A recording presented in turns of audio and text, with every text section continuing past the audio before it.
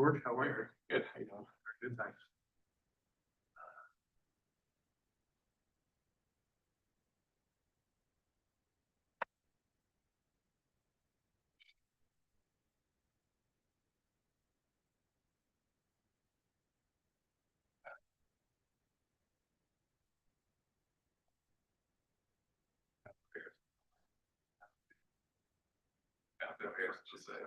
Yeah, okay. Say, bye-bye. It's kind of funny. Especially so I could walk down. But when he said, I sit down, he said, so Peter.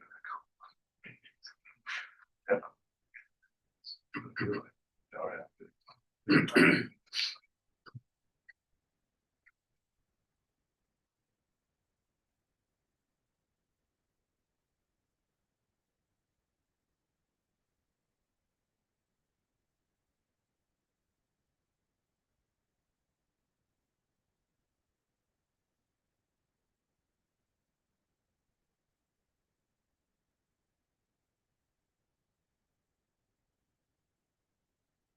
There traffic out there? Yeah, a little bit. Yeah. Oh, I thought a D should be in on that. Huh.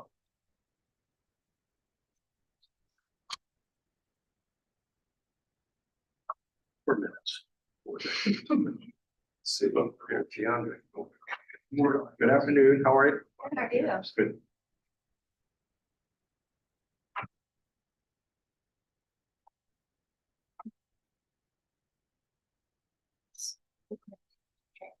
You got the orientation training done? No, I got 2 hours. Okay. On number 3. 6 so long. Yeah, they really are an hour each. You cannot move forward. I appreciate you getting at it.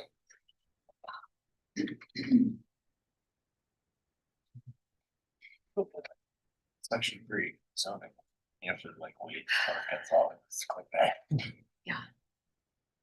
It's been a while since What's that? you've done the training. You but I went through the thing. Years ago. Yeah. Years ago. And then we have to do, what is it, 3 hours or 6? 3. 3. So we go attend one conference and we're done. I have to accuse myself. Oh, yeah.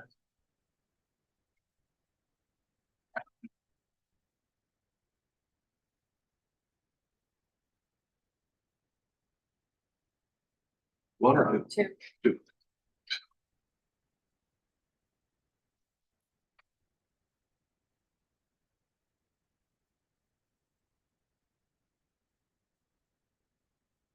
So an email popped up today about wanting to do the granite curbs and everything down at the Stern Center. They're all worried. I said, you gotta just get with David Grant and Urban Forestry. Yeah. I looked the other day that the Cleve Street sides hold the tree protection. Not there. I know. So I know. it was all to Miles. They got some stern warnings. I heard this Miles had said. We had a meeting about stuff. Yeah. People don't want to follow through. Well, they claim they couldn't build it. I'm like, come on, you can figure out how to build it. We've got beautiful silver bells left. Oh, really? Over by the, They didn't do it yet. oh, So you can imagine. yeah, I haven't been over on the Cumming Street side. Yeah. Not, don't look at it. Kelvin, how are you? Like, this is the most useful ever, like this. They don't really see it. I didn't make up the reading for it. I was just trying to keep it. Should have moved it, I guess. Maybe we talked about moving it, but money. To do it right. Right.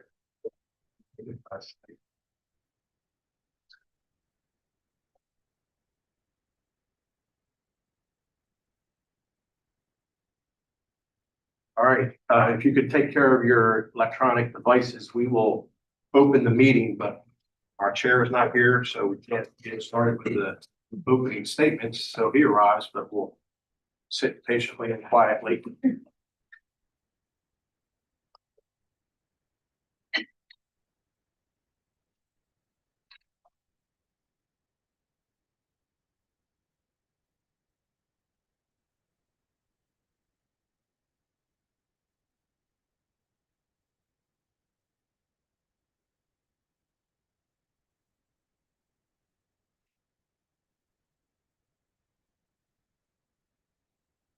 We are to have a full house with 6 members. 1 member had to resign, so we're trying to fill that seat.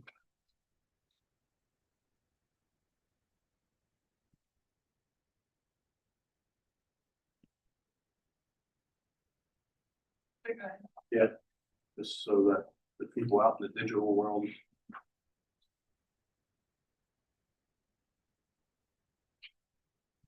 Okay, folks, we're going to wait for 3 board members to get seated and then kick off the April 1, 2026 meeting. So we'll just have to wait here patiently.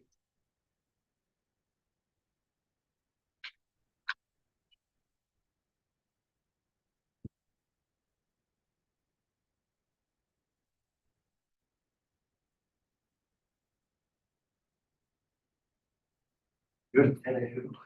Well, there's Paula. Good evening. Good evening. Sorry for being a little late.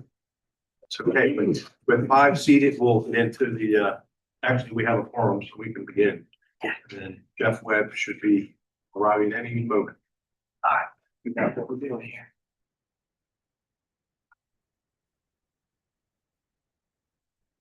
Good evening. Thank you all for being here. We're recording. Yes. This is the April. July. This is the April 1st, 2026 meeting of the City of Charleston Board of Zoning Appeals Site Design. Present Calvin Hughes, you have Paula Summers, we have George Mueller, Deandra Sunner, and myself, Joel Adrian. Planning staff, Eric Schultz. These meetings are being recorded. We ask that those who speak identify themselves for the record. We will conduct this meeting in usual fashion. We'll first receive information from city staff about the application and their recommendation. If the recommendation is favorable and no one objects to the application is considered uncontested. If the board reserves the right to ask questions of the staff, applicant, and others present prior to renting a decision. If, however, the city recommends against the application or there is opposition to the application, we treat the application as contested and hear from the applicant and anyone in favor, followed by a short, or where I got it together here. In favor of the application. Then we hear from those opposed, and then the applicant can do a short rebuttal. We will then close the public hearing portion of the meeting for that particular application and open discussion to the Board of Zoning Appeals members only. We will then make a decision to approve with conditions, deny or defer the application. The Board of Zoning Appeals Site Design has the authority to do 3 things: hear appeals to decisions of the zoning administrator, grant special exceptions, fact-finding function of the board, grant variances to the zoning ordinance if the application meets the hardship test outlined in section 54.924 of the ordinance. The board may deliberate and make a final decision on a matter by a majority vote of members present at the hearing and qualified to vote, provided that not less than a quorum are present qualified to vote. For a variance to be granted, the Board of Zoning Appeals must make the following findings. A, that there are extraordinary and exceptional conditions pertaining to the particular piece of property. B, these conditions do not generally apply to other property in the vicinity. C, because of these conditions, the application of the ordinance to the particular piece of property would effectively prohibit or unreasonably restrict the utilization of property. And D, the authorization of a variance would not be a substantial detriment to the adjacent property or to the public good. The character of the district would not be harmed by the granting of the variance. With that. So we have just a little error on the long form. We took care of August 6th, 2025. We took care of January 7th, 2026. We have to revisit December 3rd, 2025. The copy of the minutes is in front of you. And then, of course, we can handle last month's March 4th, 2026. That's wonderful. So we have everybody present at those meetings that can vote back. Okay, so our first item will be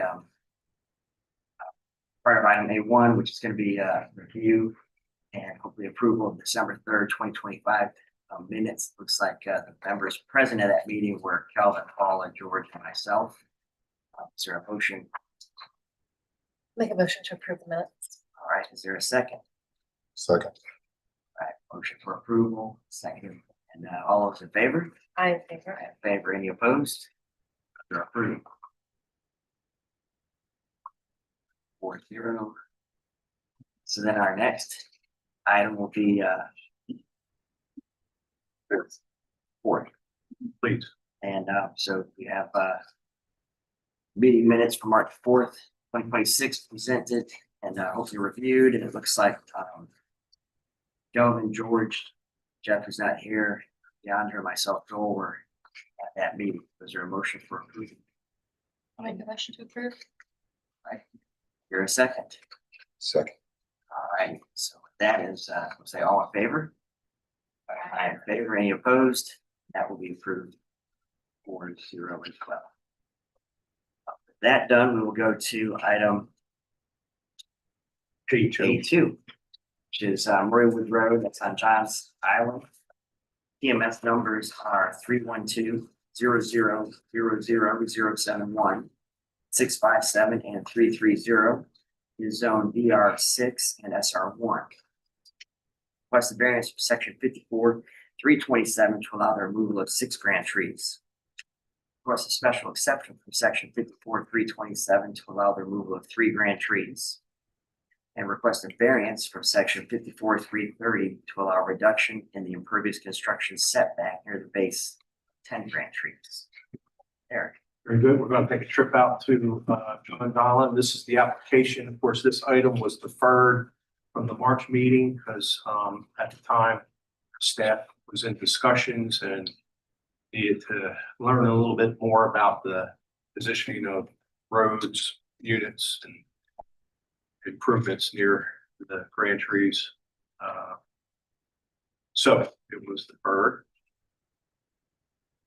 This is just one portion of the project, the main body of the project, but they are working with the HOA to seek a access easement all over another parcel, and then the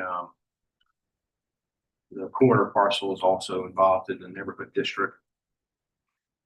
Today, it's a wooded site, does have one or actually 2 ponds, water bodies. Possibly, I guess you should count 3 on the HOA at the entrance off of Marywood. Just want to set the table a little bit. This is, as you read, the zoning is DR6 and SR1. A number of years ago, gosh, I've seen the entirety of Whitney Lakes constructed to date.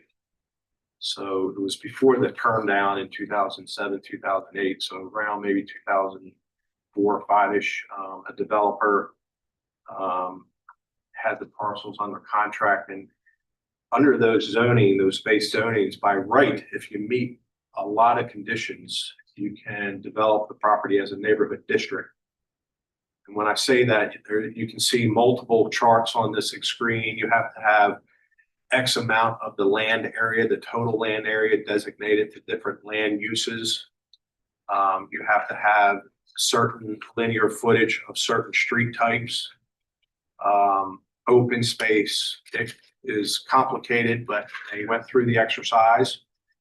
Unfortunately, that master developer, for lack of a better word, lost the project. And then over the years, we've been dealing with different developers coming in and taking portions of it and what have you. So each time they wanted to present something, they had to go back and maybe modify the master plan. So this is the latest and greatest. The little peninsula, if you will, I call it a little peninsula, large peninsula in the lake. That was actually slated in early years to be an apartment complex, multifamily. Developer looked at it and decided that wasn't quite what they wanted to do. So they came back to the city and reallocated the land uses, and that ended up being a fee simple house project.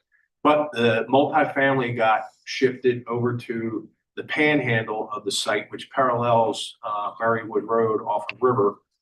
And you can see this is just a master plan. It's just concept. It's not set in stone.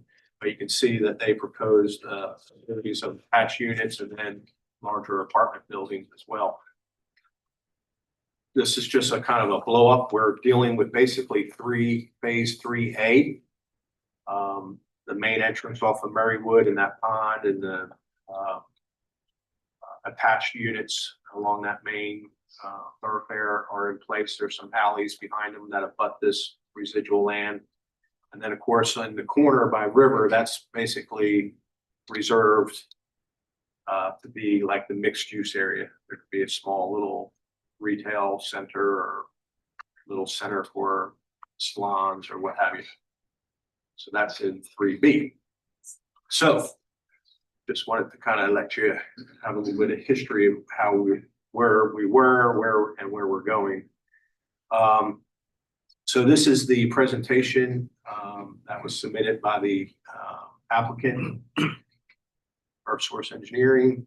This is the base existing condition map, so you can see the alley and the existing fee simple lots, and then little stream, if you will, an estuary kind of traverses through wetlands, highland, existing pipe and infrastructure kind of bisects the property. This is zooming in on, well, where's my north arrow? I guess I'll call it the west side. This is more of the east side.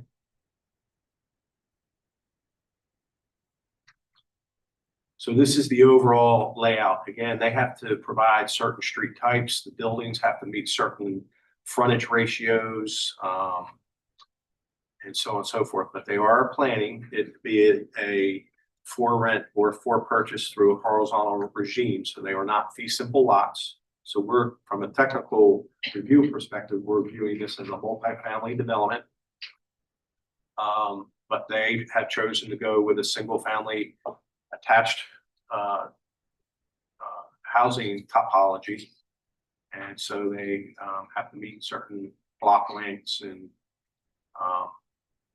they can't have cul-de-sacs. They have to have a, you know, a loop, so on and so forth. So this is zooming in on the grand trees specifically. I'll share another slide, but we're dealing with the colored trees with the dark black X over them. The other trees are to be retained. And we moved further east. Again, they had a consulting arborist go out and grade the trees based on species, condition. And then, of course, myself and Eliana, we've been on site several times now to verify the arborist findings and work with the engineer on layout issues. So here's the list. Trees 1 through 39, the DBH, the species, and the grade given assigned to the tree. I blew up these. Sorry for being a little fuzzy, but these are the 9 trees. And I'll talk about how that's being modified. But these are the trees that were slated and advertised. So note that we have 1 live oak, a grade B, an incredible little colony, if you will, of red oak on the property, and then 3 or 2 water oaks. So since the original layout with the tree colors, we've made where the applicant has made some tweaks. So this is a revised layout based on field stakeout and staff comments. Pretty much the bones and the framework of the trees or the streets remain the same. So zooming in, minus the color, I apologize for that, but you can see here the road paralleling the existing one-way alley. They'll have a pretty significant little tree save area behind that garage. They've changed the street type to narrow that street type up to get further out of the tree protection zone. Then here, The three trees kind of center where you have the two parallel roads and then you have that center connector road. Those trees or the buildings and some of the parking area have been shifted to alleviate some of staff's concerns.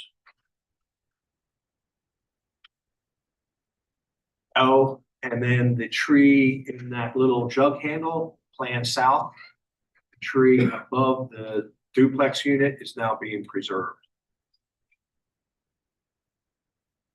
So I don't want to try and confuse you, but the yellow tree in the center there by the jug handle, tree number 27 was slated for removal. Now it's being preserved. I don't know. So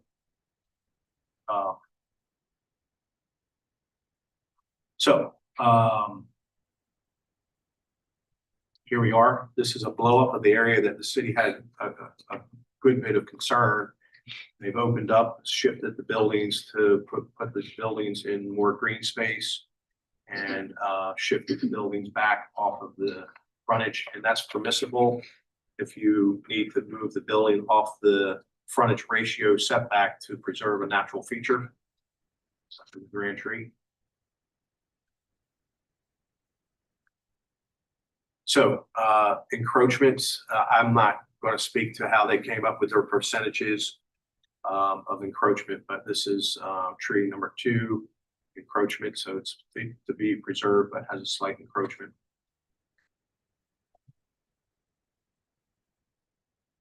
This is tree number 3. This is a removal. This is the grade C.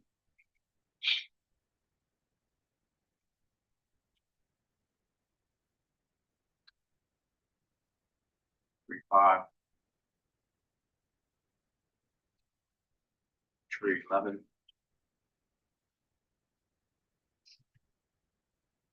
Tree 13. Tree 15. Tree 18. 20. 21. 22. 4. Richmond. 25. 26. And 27. Which I see it shown on the plan as a save. It says remove here. I think that's, I'll let the applicant speak to that.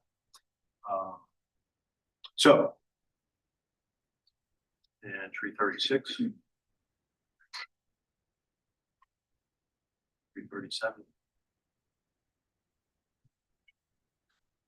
Tree 38.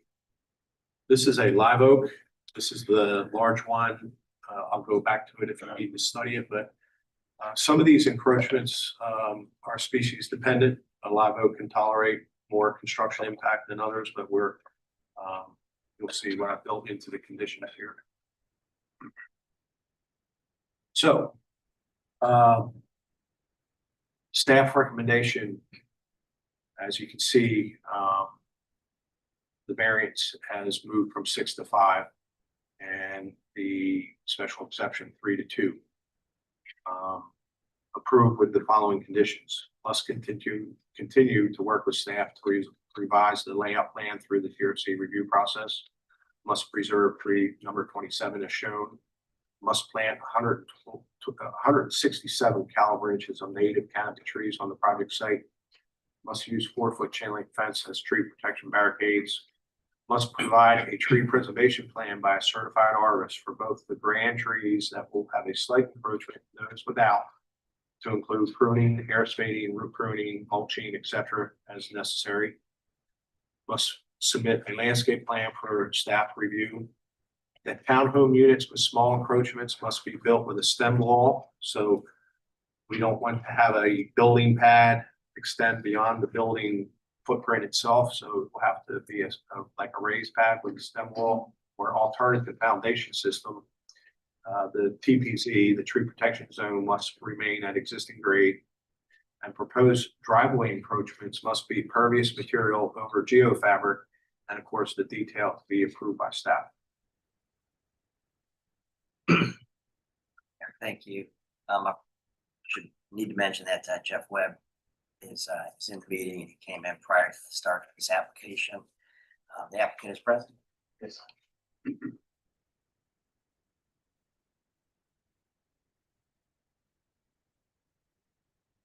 Hello, everyone. My name is Noah Nelson. I'm with Earth Source Engineering over at 496 Branson Court, Suite 203, Mount Pleasant, South Carolina. I'd like to thank Eric Schultz for one, meeting with us on site multiple times and helping us through this whole process.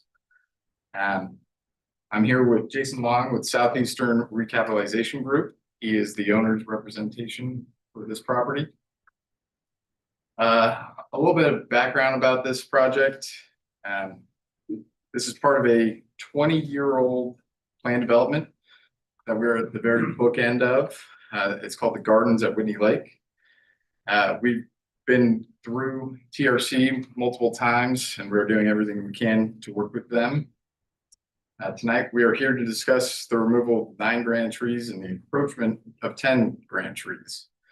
We've been working with Eric Schultz and have met on site multiple times to discuss the trees, have staked them out, and have had arborists grade and survey the trees. And tonight, there are 4 criteria that we will need to meet in order to justify the encroachment of these trees. Number 1, there are extraordinary and exceptional conditions pertaining to the particular piece of property. In Johns Island, wetlands and trees are not extraordinary or exceptional, but the sheer amount of volume of both are. This site is heavily wooded with a remarkable amount of grand trees. That's 64 existing grand trees on the total site area. The site has a large amount of existing wetlands, stormwater ponds, and jurisdictional ditches on site, all of which we are preserving. No wetland impacts, and these total about 1/3 of the entire site before any development. Again, no wetland impacts are provided. The extraordinary thing about this particular piece of property is that we are preserving all of the wetlands and 85% of the grand trees. Number 2, these conditions do not generally apply to other property in the vicinity. This site is the last site in the PD to be developed for a reason.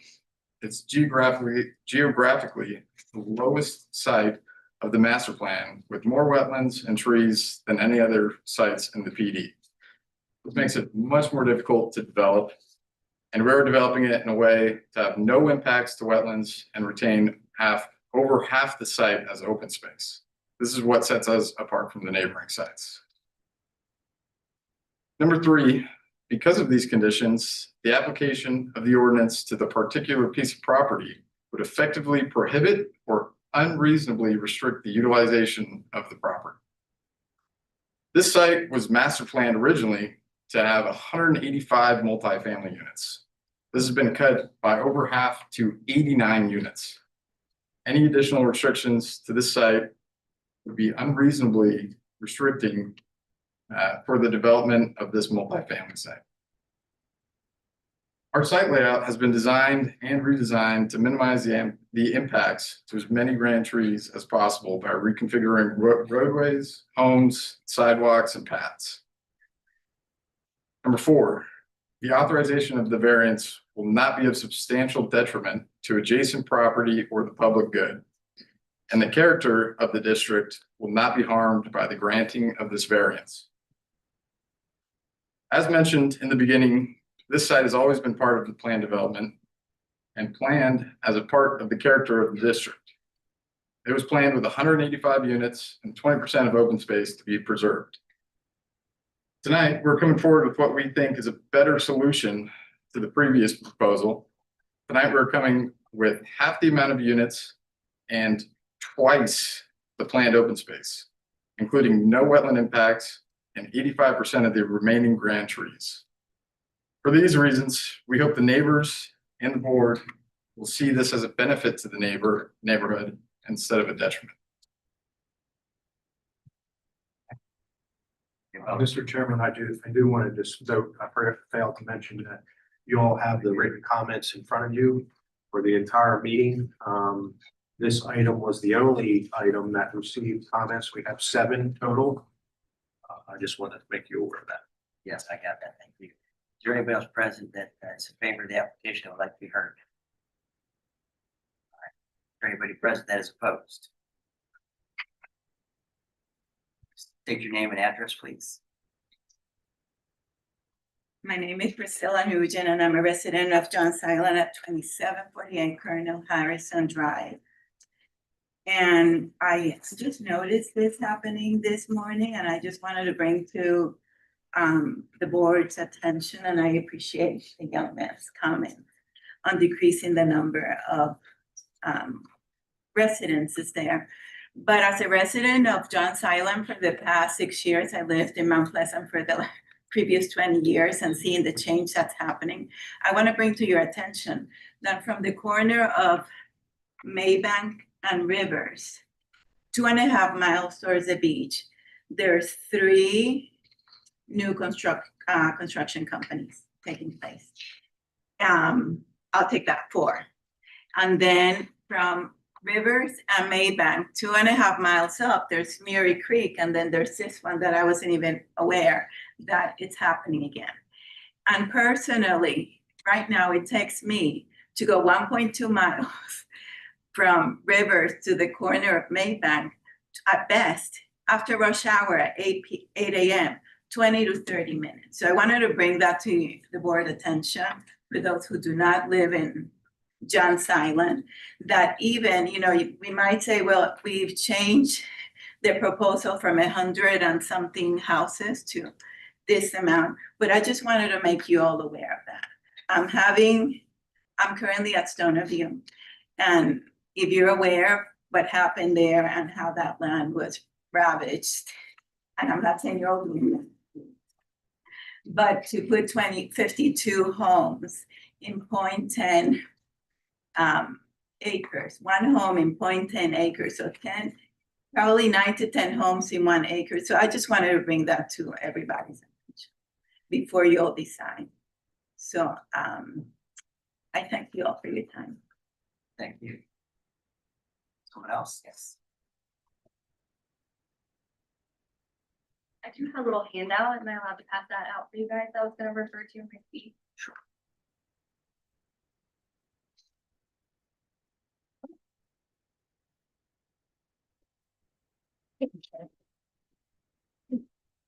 Plenty. Yeah, sure. That's okay. Thank you.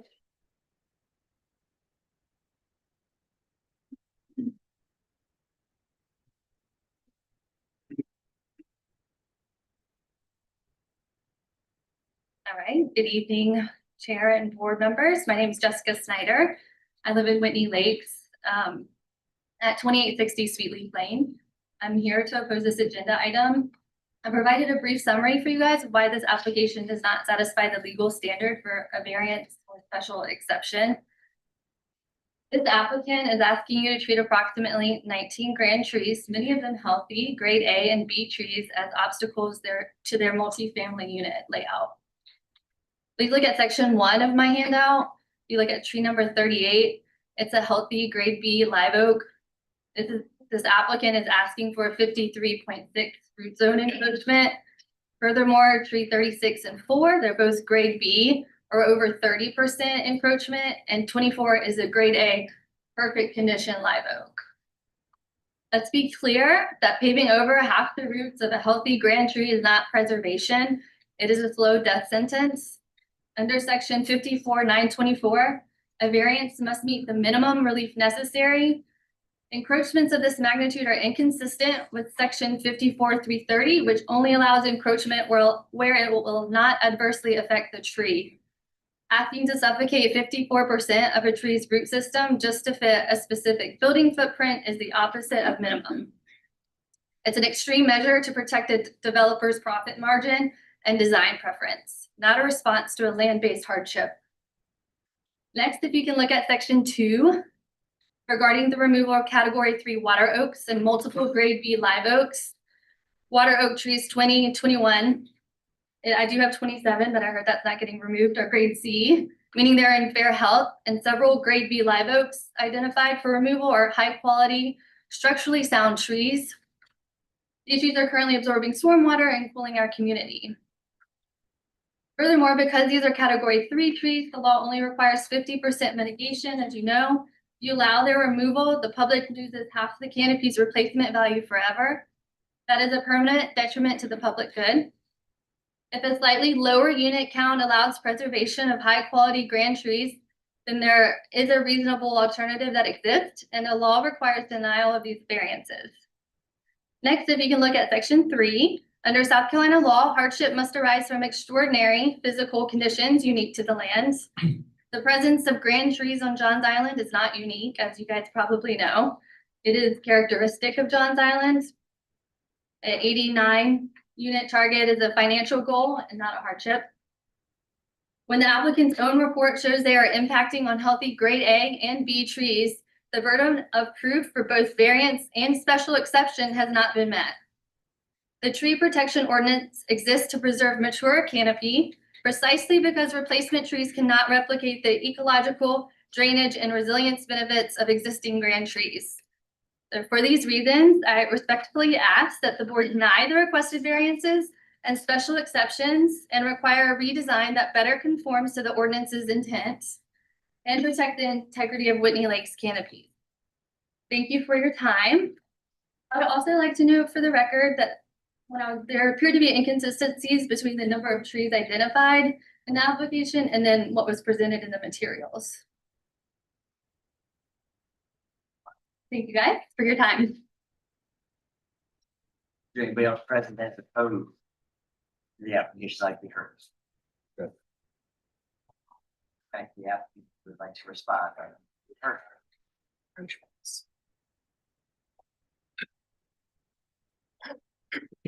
Mr. Chair and Board, thank you for hearing us tonight and for your time. We appreciate that. I just want to reiterate a few things that Noah said, but just a little bit of history too. We're not the original developer. They're mentioned in the intro. We became involved in the project when it was bankruptcy. And so we became involved in the project probably in the 2011, 2012 timeframe. And we have developed probably 5 prior phases. And we have a history in this project of decreasing density. We have not once in a phase increased the density. We've had a history of decreasing density. Trees are important to us, and that's our intent here as well. This is our in the prior 4 or 5 phases. This is our first time here before you. I've never been before BZA before, so this is truly an extreme circumstance on this specific parcel.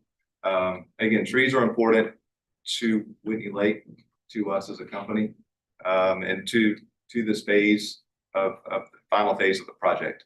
That's important from just a livability, from a character, from a value, appeal value standpoint as well.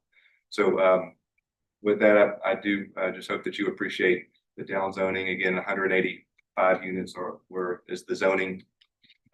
We have worked with NOAA and EarthSource to decrease the density. That was intentional, and have further decreased with the trees to work with the grand trees as much as possible. And that's where we are at today. So we have worked and directed NOAA to achieve a goal that we think is a very attractive project and one we'll be proud of. So Noah, if you have any other. Yeah. Thank you guys for speaking. We hear you loud and clear. You know, we've been working with Eric Schultz. 54% is a lot of encroachment. And these are some of the things that we met on site with, last week. So some of the changes are reflected in the newer site, but not in, the specific one right here. So that 54% went down significantly.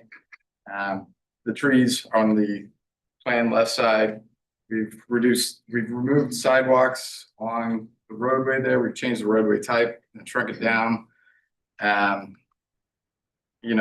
a lot of the encroachment, you know, say the tree number 24 has a multi-use plantation mixed path that's going through there, and that's required for connectivity of open space. So, you know, a lot of these things we are truly working with to remove as much encroachment as possible for these. And that's pretty much all I have. And to state that the trees that are listed are the ones that we have surveyed. The rest of them, the mix up is from the trees that are not anywhere near the project site that we are not touching. So that's where the amount of trees is coming from, the total. Thank you, guys. Thank you. We're gonna close the public portion of the meeting for this application, and it'll be open to the board for discussion and questions. Has the developer met with the neighborhood to discuss this project? I presented the plan in general, yes, at the HOA meeting, I presented this a couple of years, but specifically on this presentation. I have not done that, but yep, I presented this exact plan in December, the HOA meeting. With the tree impacts disposed? I mean, it was on the plan, I don't think it wasn't necessarily just brought up for the tree impacts.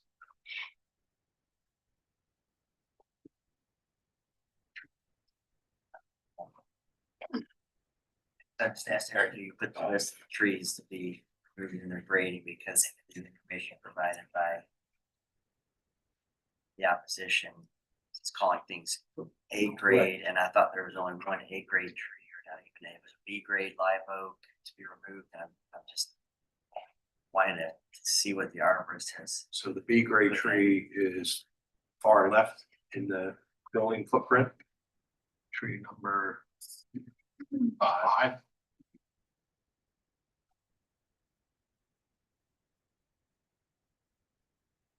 Tree number 5 is a 11.5, 17.5 B.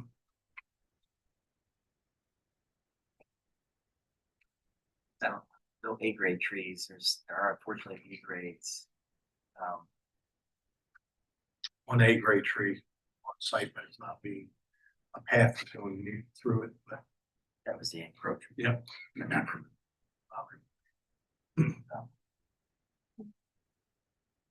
So question to the applicant would be, the encroachments, did the arborist provide or prepare like a preservation plan, or is that to come as part of your? that's a condition. Because it does seem like some of those encroachments are pretty aggressive. I've done design work, I've always been told 25% is like a maximum encroachment into a tree canopy. And that's whether it's in Charleston County, Mount Pleasant, James Island, these areas, you know, that when I saw that number of 53%, I thought, oh wow, 37%, pretty aggressive. So, you know, personally, would not be in favor of such large impacts without actually seeing.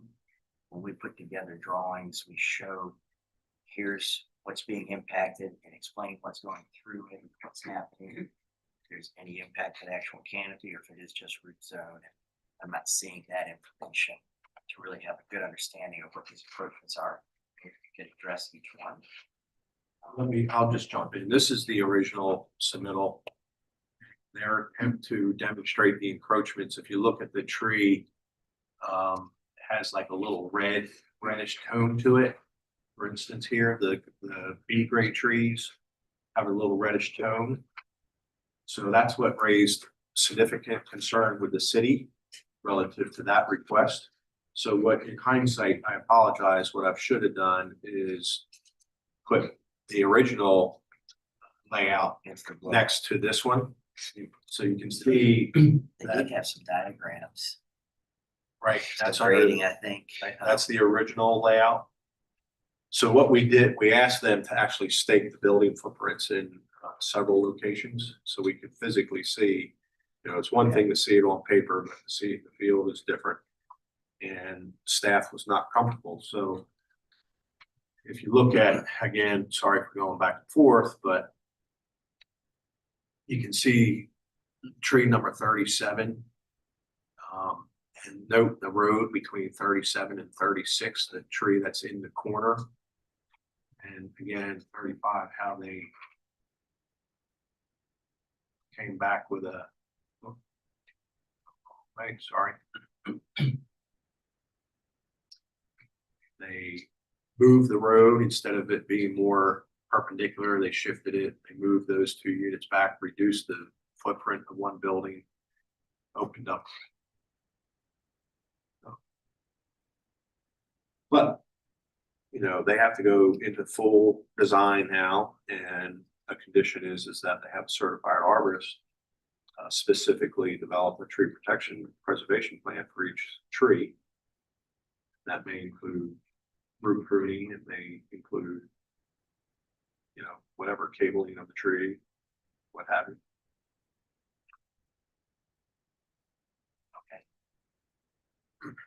But you can have the engineer specifically address.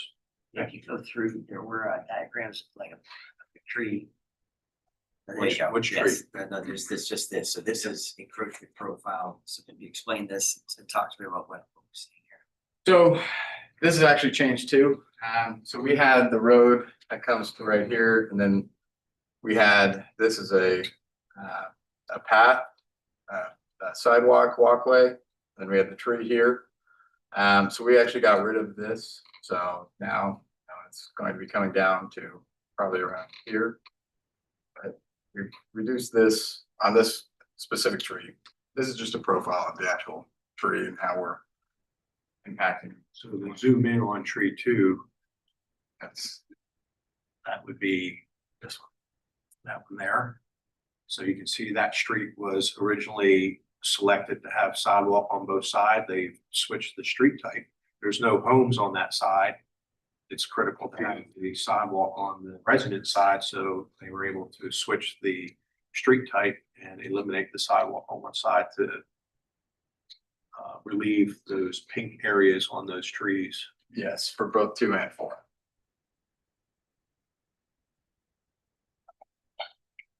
All right, so You have to have plantations mix as part of, like, it couldn't just be a mulch path. So we don't have anything shown there now. What So- about the green, the A tree? 24. Tree 24, so we showed as plantation mix. We're working with the city to, you know, connect open spaces with a multi path. So what we will definitely come up with whatever is easiest around that tree.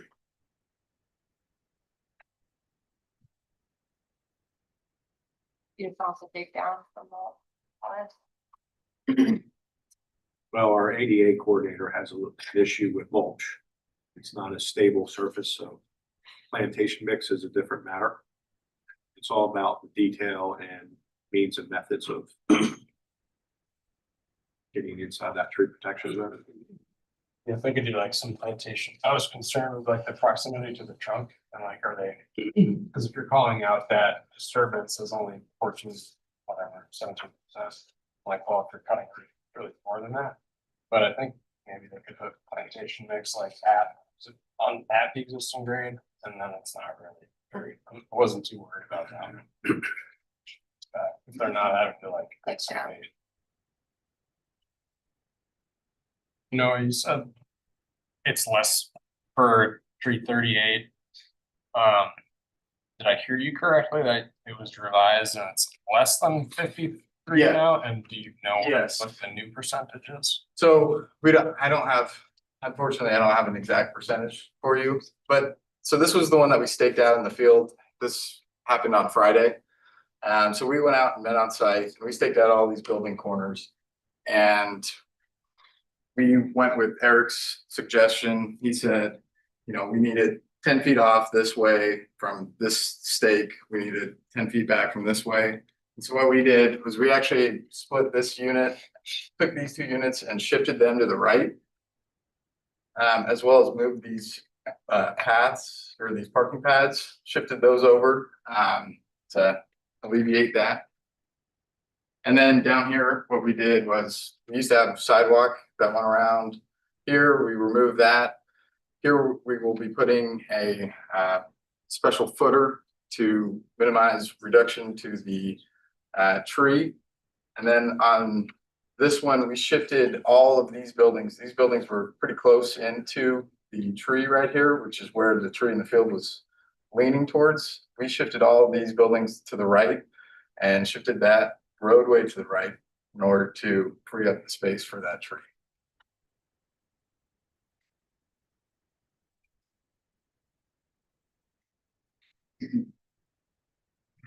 So, look at this. Obviously, everybody can ask questions when they have. I just wanted to know where we're at. Special exception, different requirement. So could we list maybe just the 3 special exceptions? So you can see which 3 of those are specific. They're the water oaks, so they are. 3 water oaks, okay. Yep. So as you were flipping through pictures. for the- for the right- 313, Right, 18, and 21. See 321 and 321 is the yellow tree in that curve. yeah, you got the picture of it. So when I saw 13, 15, 18, I thought, oof, it's a lot there. Pictures of them, field pictures. I didn't recall 21 to bring a picture of 21. Field 21. Right when you're going.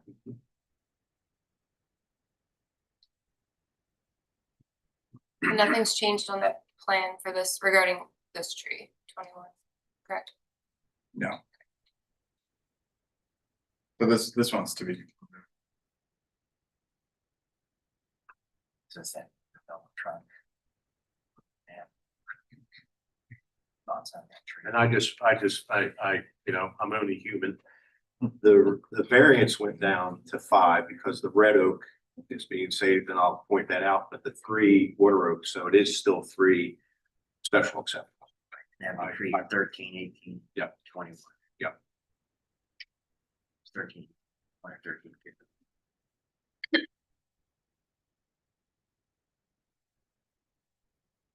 15 is the. So the water oak is 13, 18, and 21. Okay. All right. Double. Yeah, so yes, when I saw 13, 18, those pictures, I thought trees weren't much there. They weren't adding a lot of value for personal product. 21. It's sitting in a real footprint. The variance trees would be more difficult. So maybe we go one by one. So variance trees, where they're located, what it looked like.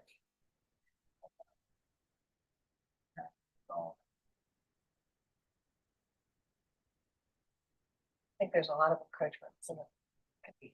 The encroachments out of that, so back up, Right. encroachments, I almost feel like we should defer that part of this application. Yeah, and have agreed. more updated percentages, drawings. Agreed. So I'm really focusing more on the variance for approval and the special exception. Okay. Special exception, I think, I can get on board with, especially 13, 18. 21, I'm quite convinced of. So now think about variance trees. If there's any way to eliminate something, to save something. Take a unit out, save something. So right, so here we could go look at 3, its location again, Okay. sorry, and then give me your thoughts on. Tree number 3 is in the road, yellow. That pond exists. They'll have to dig that pond to the right, and you have the existing neighborhood. So they're kind of pinched there. That's C grade. And it's a C grade. Okay. Would you like to see the picture? Is that a red oak? Yeah, y'all want to see the picture of it? Three, let's do. Let's just Sure. take our time to go through.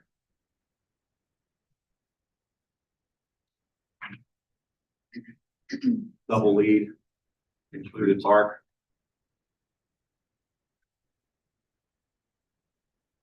So tree three.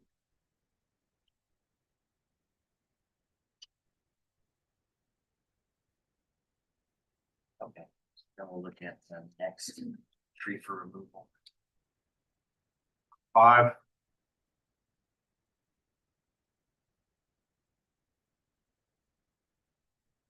Is,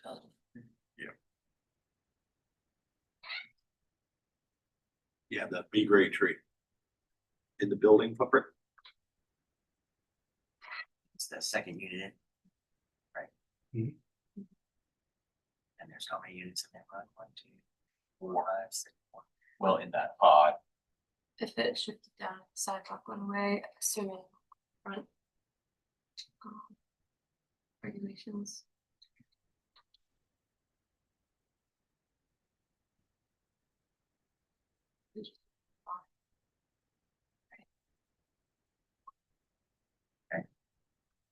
Thoughts on 5?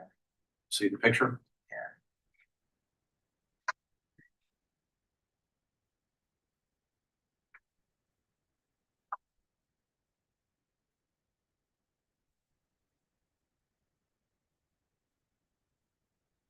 I don't think, I would say, it's like a, it's not much, it's, crotch angle, and I would, looks like it's not quite codominant, the trunk on the left looks larger. It's a live oak, you don't really worry about splitting out that much. If it was a water oak, I'd probably think less of it. So. Okay. Go to the next.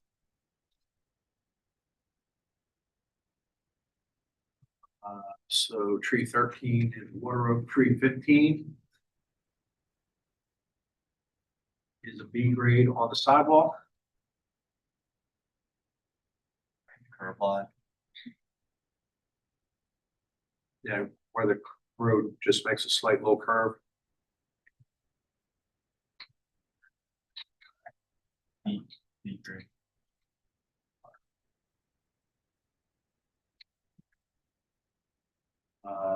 That was a Red oak. red oak. So you want to see the picture of 15. No, what's the fill, average fill up? We're trying our best to keep it right at grade for all the trees that we are keeping.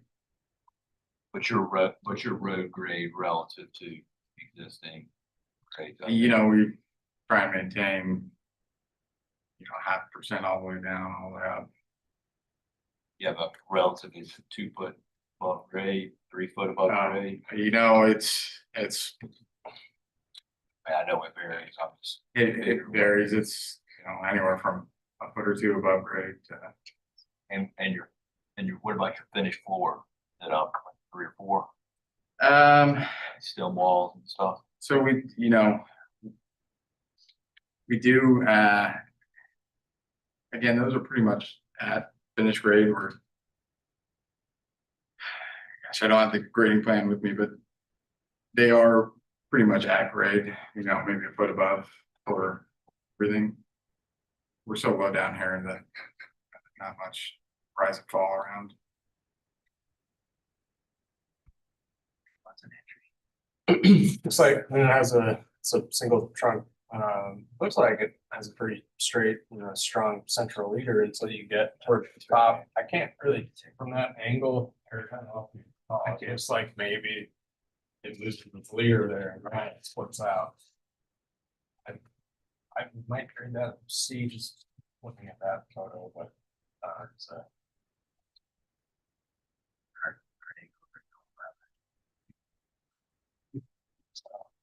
Not as much as the previous one. Go back to the. That's what I think. Sidewalk. Yeah. I don't think there's one. That one. Yeah, right on the curb line there. Right. We could shift over towards 16, which is a D, to give it a little bit more space, but.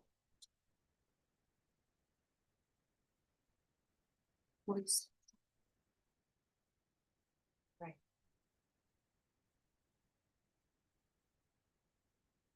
Back to that again. Lose 16. There.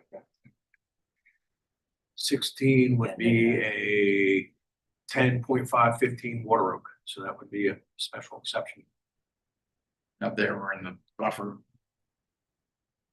Go back. Yeah. We're in order to shift that road and that next Go- B grade tree that has encroachment to come. So right here, we're at the buffer line, if you can see that. Setback line, sorry.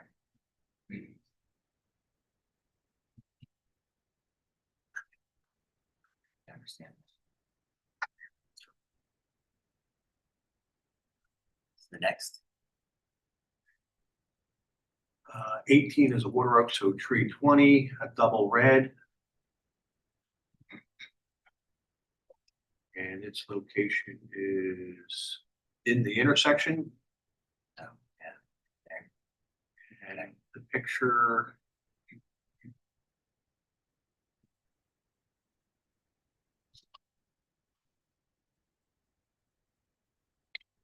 Double lead. Yeah, no, okay, I don't think that one is really worth, special. Let's see. All right. Our next one look like. That's 27, you were saying. Maine. 21 at the water oak, 22. 22. Right on that curb line. Right here. Yep, a B. All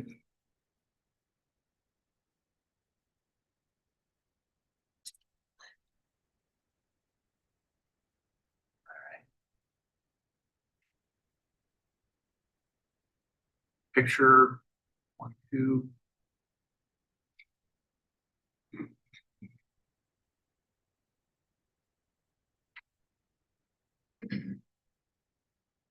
Out of water road. It's a red one.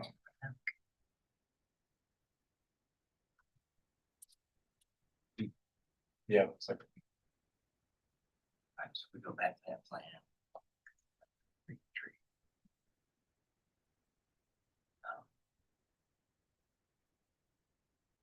Similar to what was done at the other location where you modified building footprint.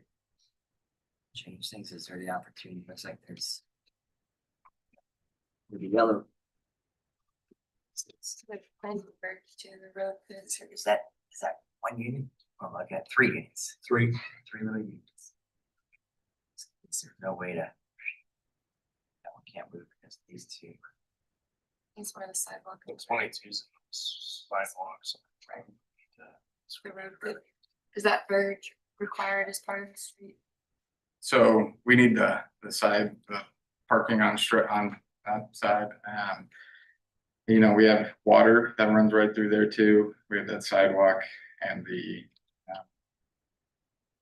open space, the area that's right in the center there.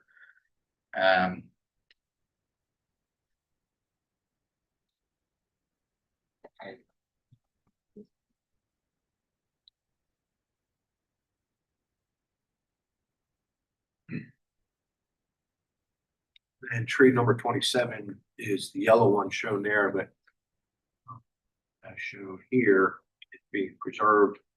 Some pipe work would probably have to shift around a little bit. You can see some drainage get close to it, but that's a double water oak. The picture is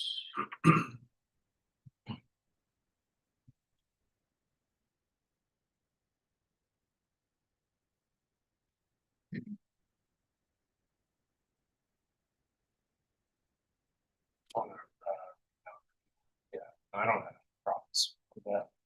That's the one. Isn't this one we're keeping? That's the one Eric's saying to keep. okay. they, you know, through some discussions, they decided they'd keep it.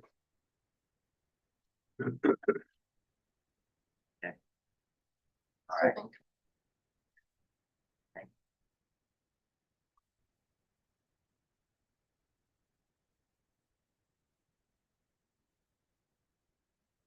That we should be road pushing stuff. Landlord.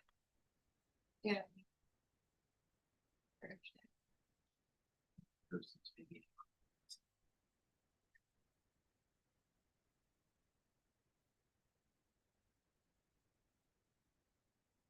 So I'm gonna kind of give a brief thanks so far.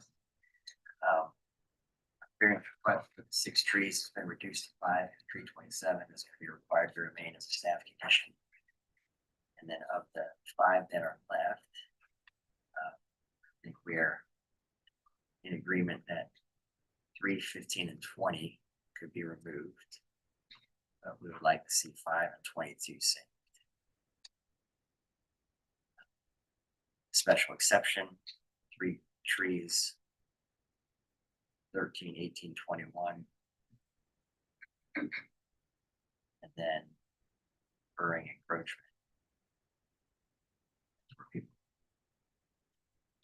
What do you think there were to be a motion on, the special exception trees lumped together and the individual motions on variance trees?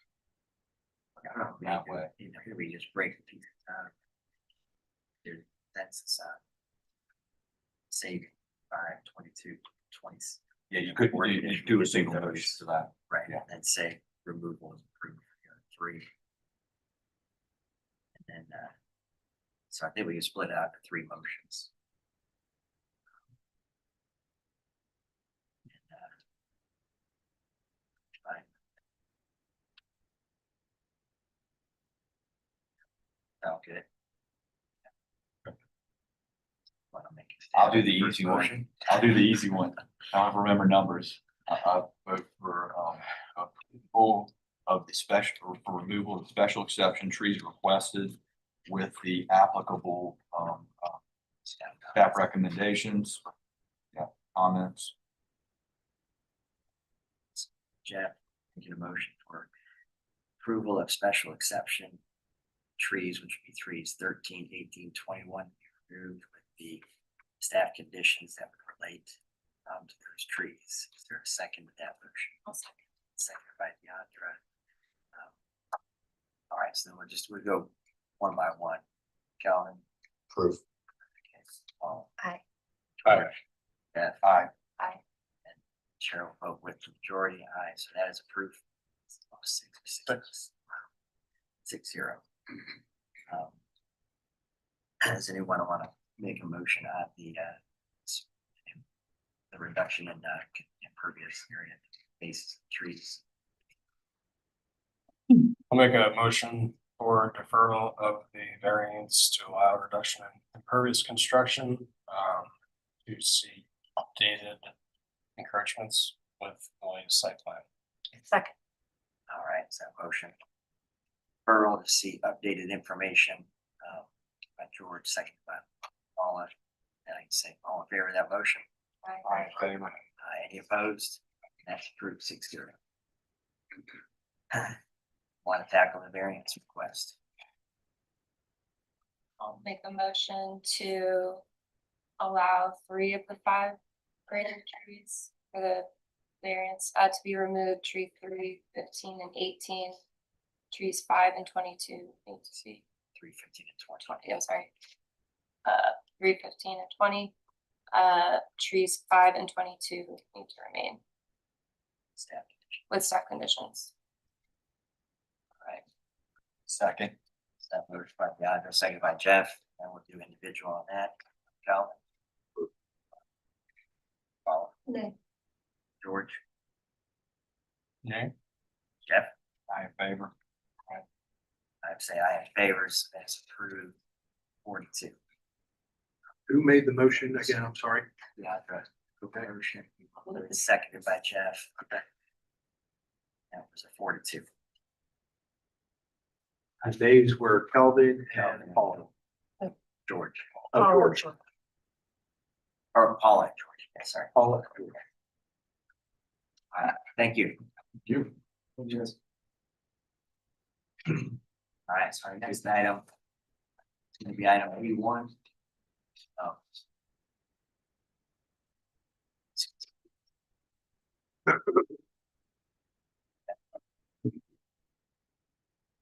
Yeah.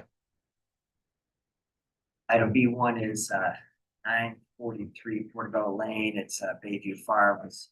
The best number is 42814000068. Zone DR6. Request a variance from section 54-327 to allow the removal of one brand tree. Okay, Bayview Farms, James Allen.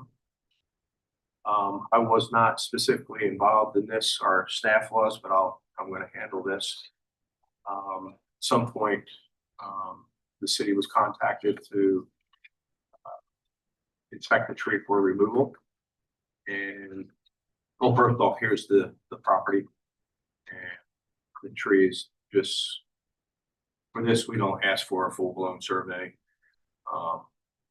Just do plan north of the house. Here's the aerial.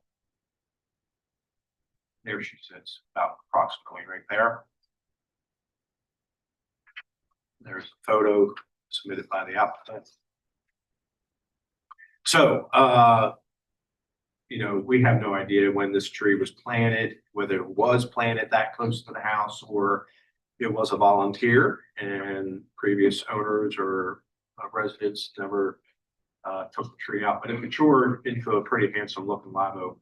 The issue is that the sewer enters that side of the house, slab on grade. They did have an arborist look at the tree. And obviously the tree is in good health. However, he speaks to the root structure and how it could crush a sewer line and the weight in buttress roots. And if you were to cut major roots, how it would jeopardize the health or the stability of the tree. And basically states that it's no longer compatible to be in such a close and confined setting adjacent to the house. This is the plumber's estimate and diagnosis of the issue. He sends the camera down. You can see the clean out adjacent to the raised pad there. Tree has a slight lean, just competing in the structure itself for sunlight, most likely. This is pre any kind of investigative disturbance. And then of course, how you can see, I don't specifically see a root, but I can see that the PVC pipe may be crushed a little bit, obstructing the flow. Again. And I guess with these devices, they can kind of track where the pipe is underground with the magnetic camera head or whatever they use. So these are my photos when I arrived just after, learning that they made a submittal. You can see that they had pumps out and kind of located utilities, water going parallel, sewer in that proximity. Again, the proximity of the tree from the structure, I couldn't find any evidence of that brick cracking or any, structural issues to the structure itself. And then obviously they were in there and they did some work and I think alleviated the issue maybe short term. So there's no previous case history here, but this is unfortunate. Our standard says specifically causing structural damage to a habitable structure. Years ago when the ordinance was drafted, they didn't take into consideration driveways, sidewalks, walls, and unfortunately below ground structures such as sewer lines. So we understand, but I think there's maybe a means to reroute the sewer line. It's on gravity, obviously, to the city system. But maybe working with a certified arborist, they can use an air spade trenching technique and clip a root here or there, but reroute the sewer. That's our suggestion. So, but hardship, don't quite see it tonight. All right, Eric, thank you. Staff, press.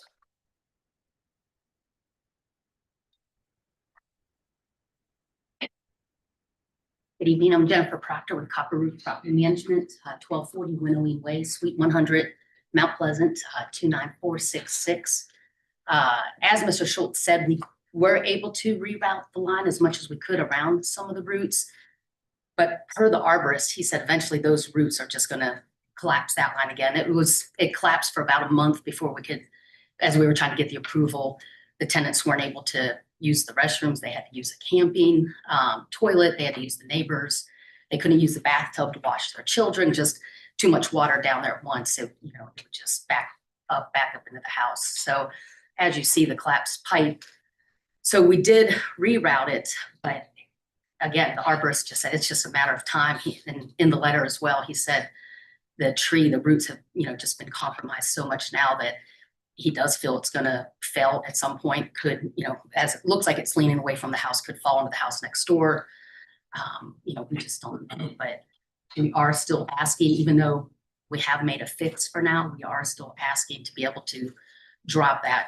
This is the third time we've had to work that sewer line. In the past, we were able to break through the roots at different points, but once it collapsed, it was literally right under the trunk of the tree. I looked at some old photos from 1994. I don't see that tree there, so I don't know if somebody had planted it or it naturally happened. But the sewer line, you can see where the marks are. It was running right under the tree. We've kind of rerouted it a little bit to come this way, but still through roots. Roots are there, and just feel that this is going to happen. Eventually, the arborist feels eventually the tree's going to fail because of, how we had to cut some of the roots. So just trying to be preventive for future issues down the road.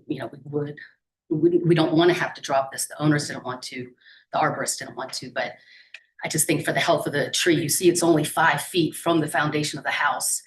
Correct, there's not structural damage indicated now. The arborist did say in his letter, he does believe roots are going under the house. It's a slab foundation. So again, I just think it's inevitable. It's a matter of time before something happens, either to the sewer pipe again or to the foundation at this point, just given the proximity to the house. So we would ask for approval to have that tree, and we would actually have the trunk not even ground. The plumber wants us to actually have it excavated out just to free up the old sewer line, just so we can close that off and fix that permanently. All right, thank you. All right, thank you. Is there anybody else present that's in favor of the application? Anybody present that is opposed? This application will be closed to the public. Bill forward for questions and discussion. No, I don't. What's the size of the? I have a lean to them, George. Would you actually have a lean to them? Would you say this is enhanced? But I think this is more of a plumbing question than a tree question. I don't think that is dangerous at all. I'd be afraid to try and pull out trunk and roots if it's roots are underneath the foundation of the house. That kind of is scarier than leaving the tree. My mind is more of are there plumbing fixes that can be done, but I'm not an expert on that. Are there pipes that do not collapse as easily as PVC? Because I don't think like a pipe going through the root zone is going to be detrimental to the tree, but not really a pipe expert. So you can have that answer either.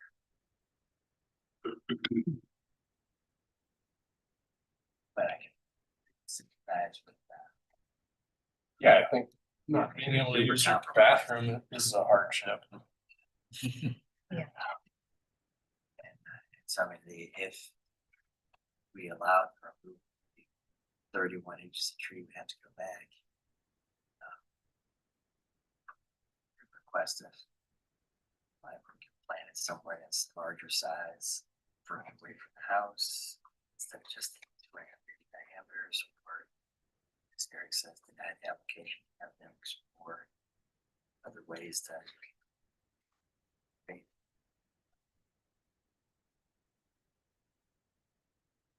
Could the plumbing be moved further out? So it's not. Yeah, that's just, I don't know enough about. plumbing. Limited Now now. it's coming in, it's coming out at that point. You can't reroute it without cutting slab, all. Right, so it's gonna end up in that tree zone somewhere, but. So Eric, as Could catch it at the way the ordinance is written now, they have to wait until there's structural damage to the house. Well, no, we don't want, I mean, there are methods now that you can go in and put a roof barrier down if you had a concern. Right, Again, the ordinance, the standard is written as if it's already caused damage. So you could do some preventative things to, you know, if you had that concern. But Eric, the text, what you're referring to in the ordinance, that would be for staff approval, right? Or We could, if there was not a remedy, the way the standard's written, if there's no remedy to stop the damage to structural damage to it, then staff could approve the tree. And that's why we're here. That's right.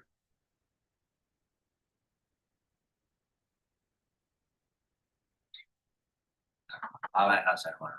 Say, and I'm thinking of neighbors too. I mean, I think that I don't think that's a detriment to the neighborhood, that tree be removed.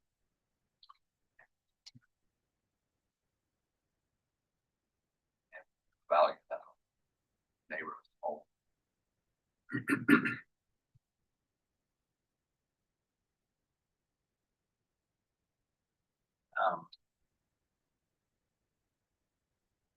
So if it was, cause I don't know, they're gonna get 31 inches of tree back on that site. The ordinance by variance would require 100% of the DBH inches removed. But in this case, you know, that's planting quite a few trees. So you have the discretion to plant a tree, make a contribution to the city street tree program, whatever you all think. What is the dollar amount on that street tree? 295, we're looking at that because we want to most likely get in concert with the street tree manual, which is 275 per inch, not per tree. We're looking into that. So it's,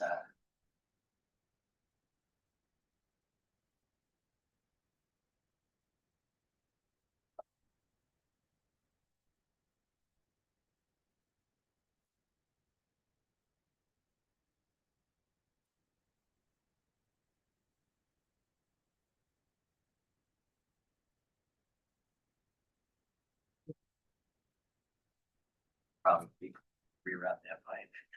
So 31 inch tree, if we were to say, you need to plant a 6 inch tree somewhere in the front yard away from the sewer. It's 25 inch tree, $295 an inch, it's $400. Street tree program, plus it's still gonna buy and plant a 6 inch tree. And still on the inside. Hire a plumber later. I'd really, of course. Sure, so if we were to approve the removal, price it out, it's rerouting, they do that, where they get to remove.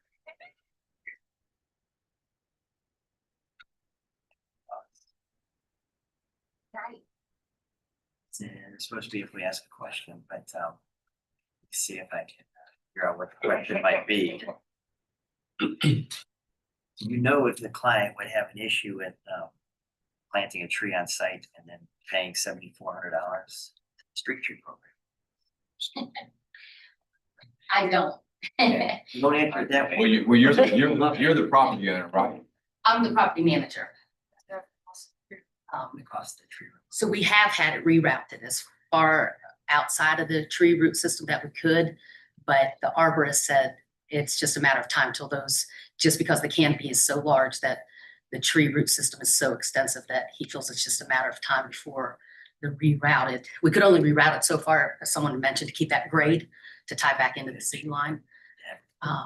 So we couldn't, we were limited how far outside of the tree roots we could go, but we're just, worried that this is the third time this has happened, and just given the size of the tree. And I know this is different from what you were saying with what your requirements are, but not that this matters, but the HOA does require if we drop a tree, we do have to plant a tree, but I know that's different than what you're talking about. I think I'd agree with Jeff that to remove, they have the option to determine best. Oh, wait. What was it? 6 inch, I would argue that 2.5 is probably realistic, because that's going to get established and grow faster than a 6 inch, in my opinion. Right. I thought They're going to work with a local nursery. They're not going to go to a wholesaler.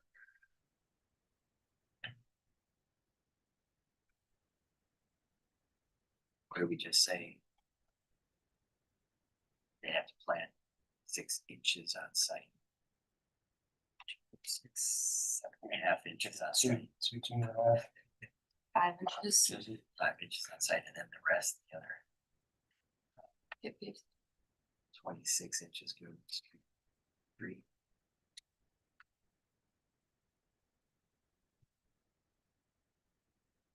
I think we could say a minimum 5 inches on, I could take more of the on the place.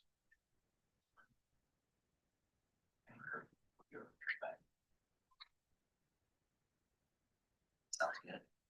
So, any other questions or discussion? Someone want to make a motion?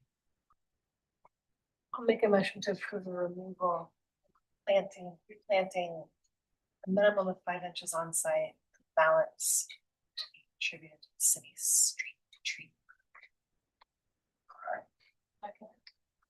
right, so motion for approval to remove minimum 5 inches on site, and the balance of the inches is required. It's 100% replacement. Inches of your financial contribution to the city street tree program. All in favor of that? I in favor. I in favor. Any opposed? None are opposed. It's approved 6-0. Thank you. All right. So we'll move to item B2. One second.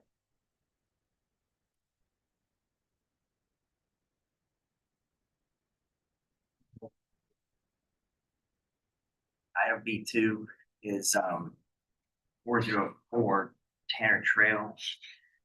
Parapoint is TMS at 45206000145, zoned SR1. Request a variance from section 54.327 to allow the removal of 2 grand trees. I'm taking a trip down the road on James Island. This is the application. Corner lot, SR1.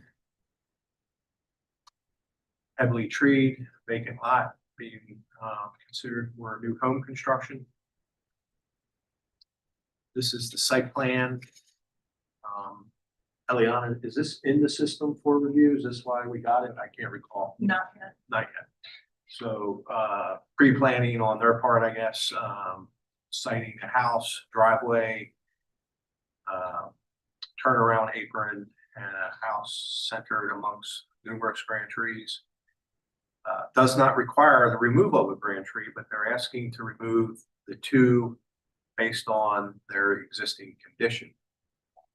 One is a 24-inch live oak with a bow. I believe it to be more of a natural bow and lean, and the other one being a multi-stem live oak. It appears to me that there was a lot of vine infestation on this lot, and they've underbrushed it. And you'll see that evident in the pictures. This is the arborist, Cameron Harris, tree number 1. Codominant half lean. Then the second one, or the one tree to the left is a co-dominant. And then the second tree is the leaner. This is 24-inch live oak. He speaks to like depression on the, and that's typical. If a tree were to be, if it were under a wind load and it was pushed, we'd see a depression on where it's leaning and then a heave on the backside. To me, I think it's just a natural condition that this tree was in competition with numerous other trees, and it just has this funky lean to it and curvature. And then you see the 37-inch is again competing. You can see the vines that were in it, multi-stem. And you know, these trees, once they get properly pruned, in my opinion, and they'll start to flush out if you don't damage the roots and what have you. There's a cultural thing at the base as well. So no previous case studies at this point. So again, we deny or recommend denial since it doesn't impact construction, and view them as assets to the property and incorporate them into the landscape plan, and then proceed with proper tree care by a certified arborist. All right, Eric, thank you. Is the applicant present?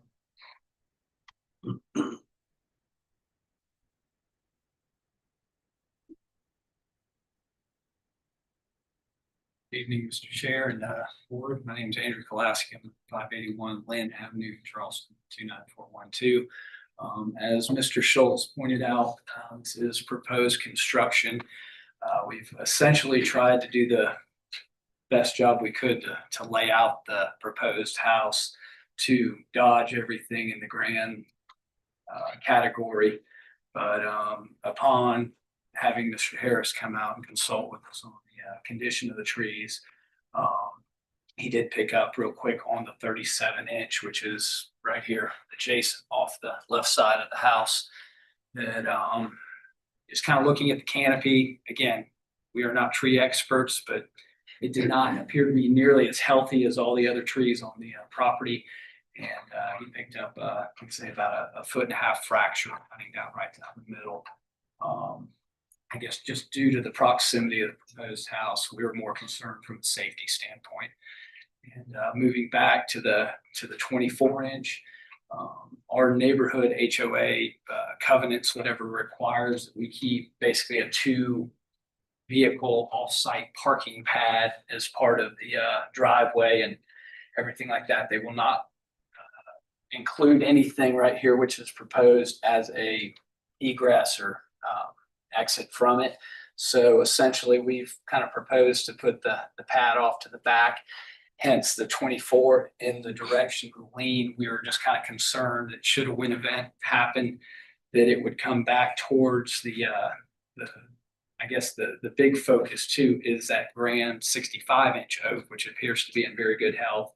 Ideally, we just did not want something to, again, come back towards the house, parking pad, and especially if so, the 37-inch was to come out, we were going to propose to shift the house a little further to the left.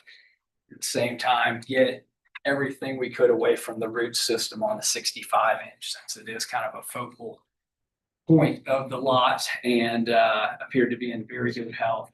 Again, we want to do everything we can to just stay as far away from that tree as possible. So there are 6 other grand trees. It's a 0.75 acre lot. I would probably argue that we're a lot more heavily wooded than any of our adjacent neighbors.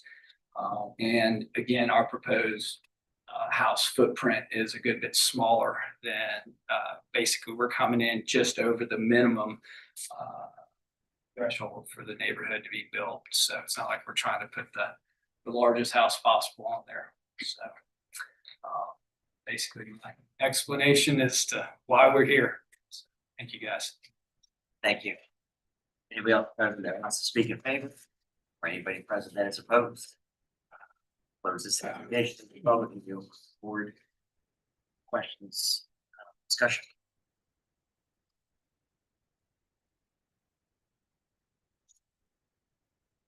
Make the motion to deny the application.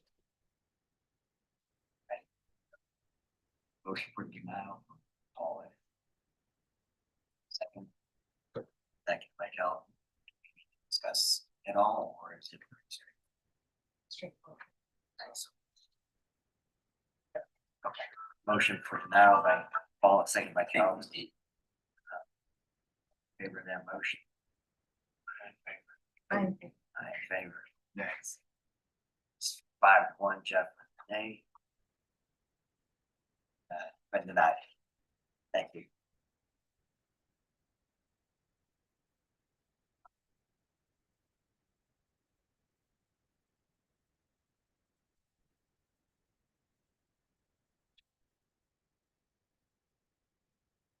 Next item will be item B3. And B3 is 35 Stockford Drive, Old Windermere. The TMS number 42106000021, zone SR2. Request a special exception from section 54.327 to allow the removal of one grand tree. I want to shift gears over to Eliana on this one. Just keep in mind that this is a fact finding function. All right, for the record, Eliana Topperster here, zoning planner with the city, here to present agenda item B3. Moving over to West Ashley. Here is the application requesting approval for one grand. And then here's the narrative submitted for this application demonstrating the variance test. Here is the lot itself, zone SR2. And then here is the aerial overview. This area of West Ashley is heavily populated with grand live oaks, making up the majority of canopy coverage in this area. And then here is a survey giving you a little bit more detail on the existing conditions of the lot. The tree proposed for removal is planned south of the primary home here. It is a 28-inch sycamore tree. Zooming in, show you exactly what tree it is. And then this is the arborist report that was provided with this submittal. I want to state that this tree was submitted for inspection at staff level and was previously denied. And then this was the arborist report submitted. It calls out that there is evidence of decay associated with previous limb removal and then compromised structural integrity at a critical trunk union. Eric, would you go to the next slide? These are the photos submitted by the applicant. And then these are the photos that were taken on site. During the inspection, it appeared that the tree was of good health. There was evidence of new growth coming in for the new season. The previous cut here shown in the left photo, I believe that is what the arborist was calling out for previous pruning at a union. On site, there was no evidence of decay. I did a sound test. There was no audible sound or hollowness. Canopy overall looked pretty good. And then you can see the proximity to the primary home. When on site, there was no structural damage observed to the primary. And then there's no relevant case history.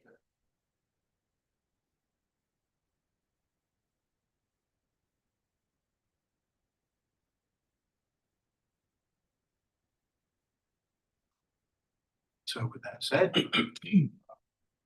With that being said, staff recommendation is for denial based on the findings on site.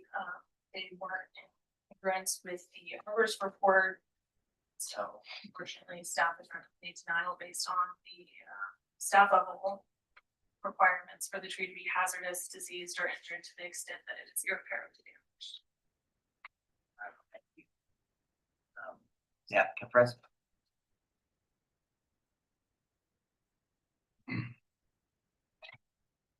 Good evening. My name is Glenn Hammond. My wife and I own the home on Stalker Drive. First, I want to thank you for the time and the work you do to preserve the character and integrity of our community. I was born and raised in Charleston, so I have a deep respect for both the city and the important role this board plays in protecting it. I'm here to request approval, obviously, to remove the grand tree in our backyard. While I fully appreciate the importance of preserving mature trees, this particular tree was evaluated by the arborist to be in poor health. Beyond its condition, the tree now poses a real and growing risk to our 1940 home. Its root system is encroaching on the foundation, threatening the sewer lines, which actually run in the backyard in our neighborhood, not the front. And its limbs pose an imminent threat during hurricane season to the roof line. So my goal is to be a responsible steward of both the property and the neighborhood, and to allow the situation to worsen would put that at risk. This is not a request made lightly. It's a decision grounded in safety, preservation of the home, and long-term responsibility. So I respectfully ask your approval to remove the tree, and I'd be committed to appropriate mitigation, including replanting if required. Thank you for consideration. Yeah, I just want to say it's a category 3 tree, a special exception. Do we have a president that wants to speak in favor? Or anybody present that is opposed? Close this application. Public board.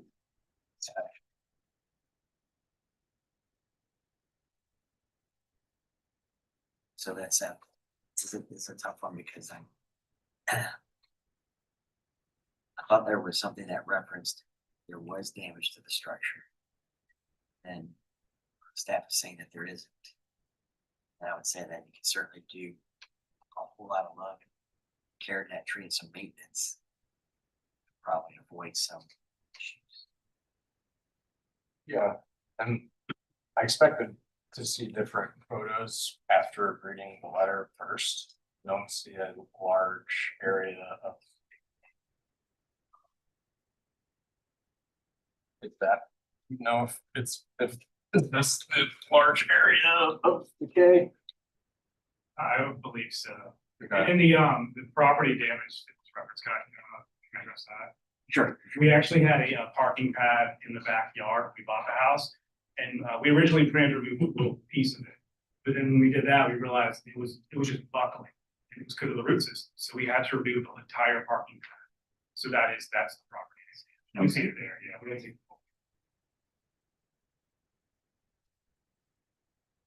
Yeah, I mean, it doesn't look like a hazardous tree to me based on those photos. So it's another unfortunate, I think that parking pad.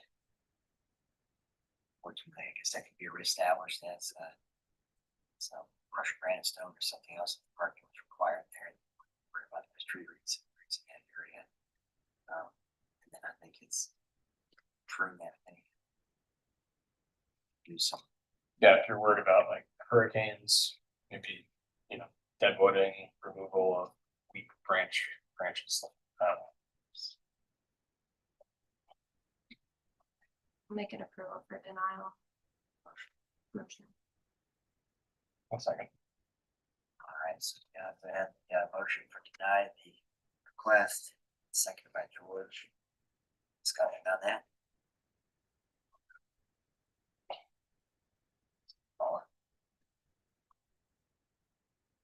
Go to vote. Those in favor say aye. Aye. Those opposed? I'll say. Perfect. 6-0 unanimous. Yes. Okay. So the motion was denied, 6-0. Thank you.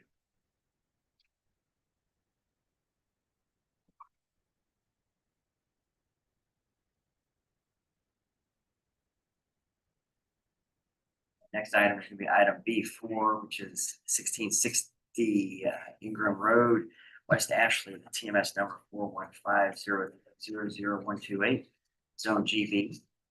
Request variance from section 54-347 to allow reduction in the required 15-foot landscape buffer adjacent to Old Town Road. Taking a trip out to West Ashley. This is the applicant or the application. The owner is the city of Charleston, the applicant being Kimberly Horn.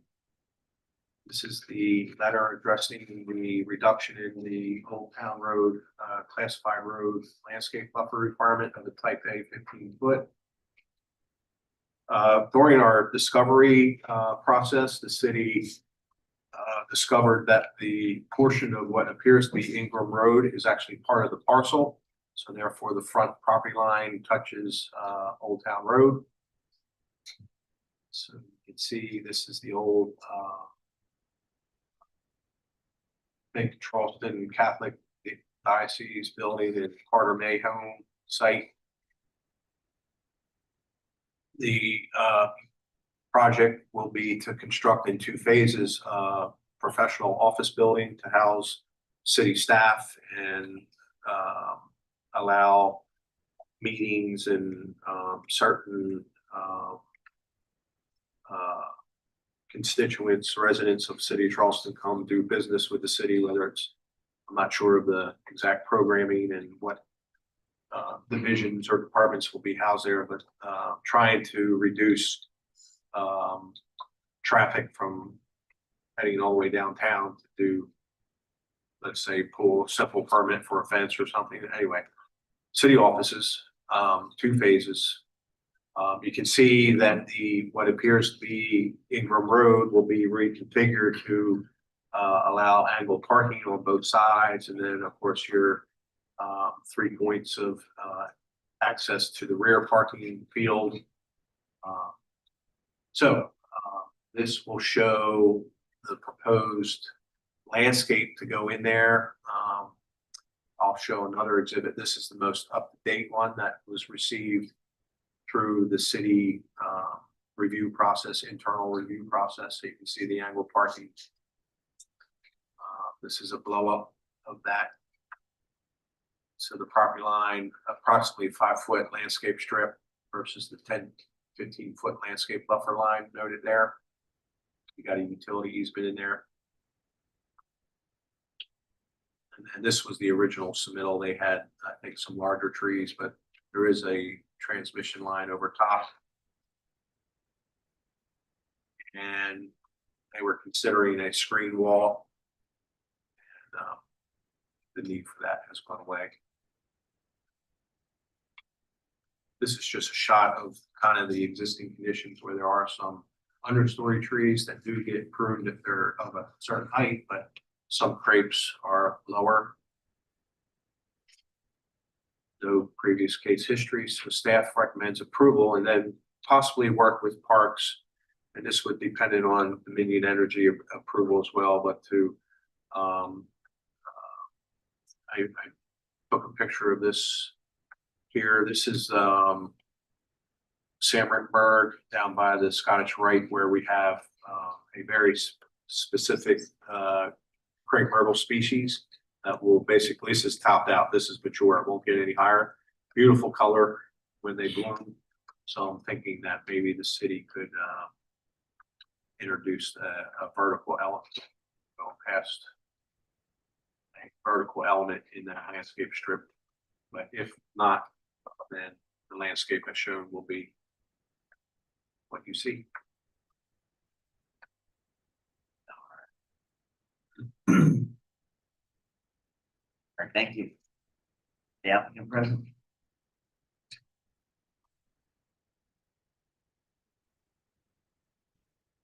Good evening. My name is Andrew Todd Burke. I'm a landscape architect with Kimley Horn, here representing the city. I'm here with coworker Jensen and also Edmund Most from the city to represent the city for a portion of this project. Thank you very much, Eric. Just a few things to add. The first being, we did hold a public meeting, not specifically about this variance, but this variance was addressed during that meeting that was held on March 9th at Founders Hall over at Charlestown Landing. Spoke with many of the local residents in and around. Many of them voiced concerns, but fortunately none about this particular portion of the project. And then Eric, just to add, because of the overhead power lines and also the water lines running through, one of them being a transmission water line, I believe it's an 18-inch line, there's a large easement there in the front. However, the goal for this project overall from the landscape plan is to be predominantly native. The only non-native species is an azalea, which we all know to be naturalized in this area. So we have a cultivar of Amelanchier, which is called Standing Ovation, which gets about 15 feet height. So if you see on the blow-ups, the kind of smaller circles just outside of the easement line towards the planned north, those are those standing ovation trees. So we think we can get that nice bloom, good fall color, you know, and still get a little bit of height there. And then one other thing of note is that the plants at time of installation will be tall enough to cover any potential cars parked in the area. Thank you. Anybody else present that's in favor would like to be heard? Anybody opposed? So my condition is modified just to have Parks approve the landscape plan. Opposed? I just would like to voice. All right, state your name and address, please.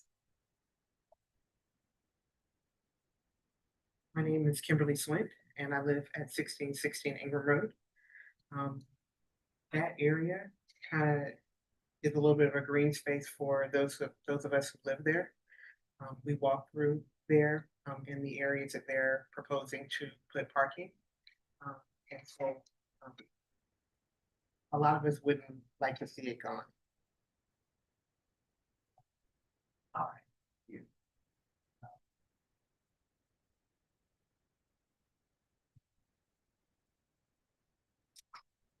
So you can see on that plan, in place of that green space we're walking, there will be a 10-foot sidewalk placed through that area. You can see that runs across the front. While maybe not having the exact same character, it does provide a safe off of the road opportunity. As Eric mentioned, there's a kind of an odd property line where the Ingram Road itself is actually on the property. This, I think, will provide a safer pedestrian area in the front that also will include crosswalks over to Ashley Landing, which is being redeveloped as well. So right now there currently exists no safe crossing, you know, within that area. So this should greatly reduce any sort of, you know, potential pedestrian vehicular incidents. Thank you. So this application will be closed to the public and it's over to the board for discussion questions.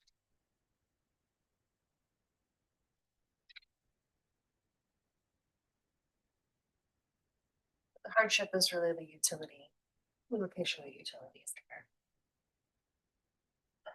there. Well, I think it's that the road is. Right, yeah. Right. I mean, I think that the sidewalk is having to sort of address the concern of going through with them as they're walking down that sidewalk, they have the landscaping that they can enjoy as they're traversing, so. The sidewalk that they're talking about would be on the other side, like by Old Town Road, like on the street, like where the highway part is. The green space that I was addressing was like in the neighborhood. So on the other side of the street.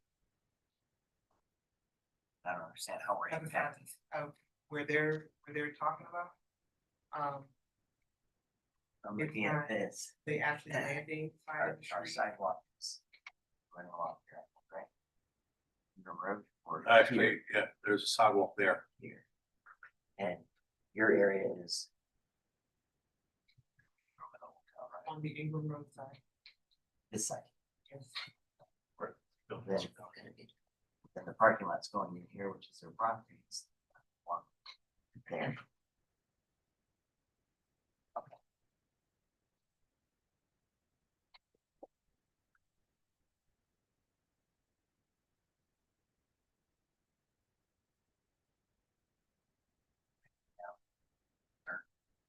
Eric, you said you were gonna, what did you said your.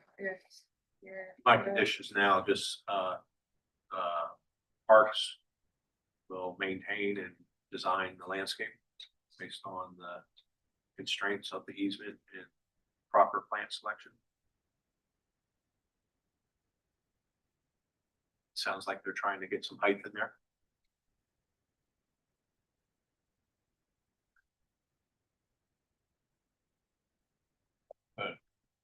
I don't know, varies with the width of the proposed landscape. Buffer. Yeah. Oh, 5.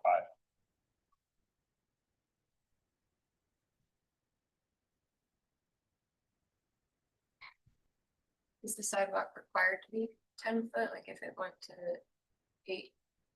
I think that's With part of eight the, is the city doing that, or is that part of the county's sidewalk improvement plan? That's part of the county, so that's actually on the. Yeah. Outside, once again, because the property line is, at the meeting of the Old Town Road right of way. So that sidewalk is just on the outside and then the inside, we have to. There's a, the citizens spoke, there's not, the merge is not really going away, but they're doing a major pedestrian improvement, project, basically from S&S cafeteria all the way up through Amberley, and then on each side of the merge. So 10-foot sidewalks in the SCDOT right away.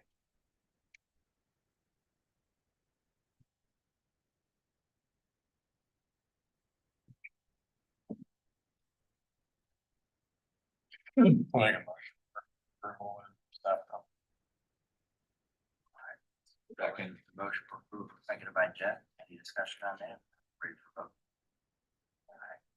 Go to vote, all in favor? I In favor, any opposed? It's approved 6-0. Thank you.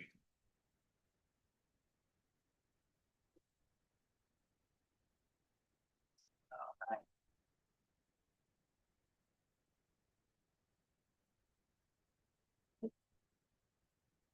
Next item would be item 45. And B5 is Forest Acres Circle. King Hoy TMS numbers are 271-0002-0243-026 and 02069 is Zone GP.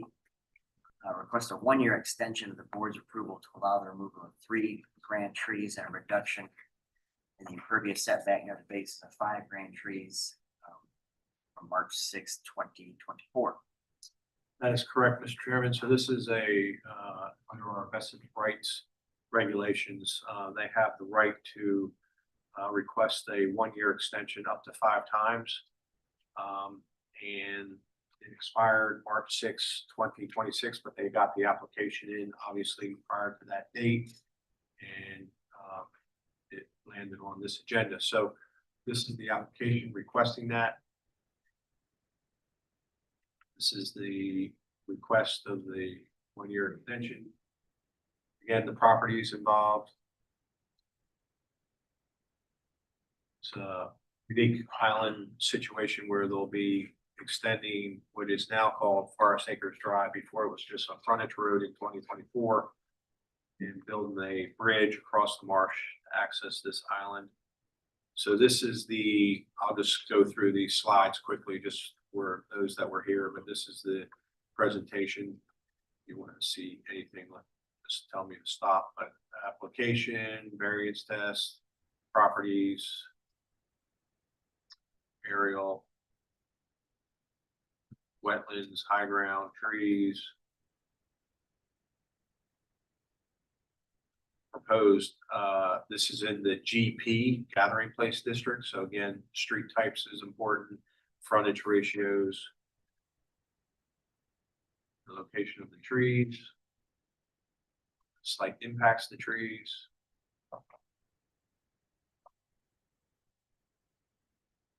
Pictures of trees.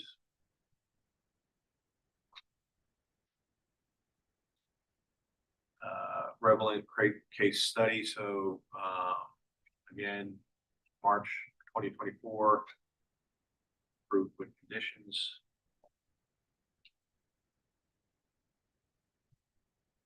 And here's our, All right, very good. Thank you. And presence.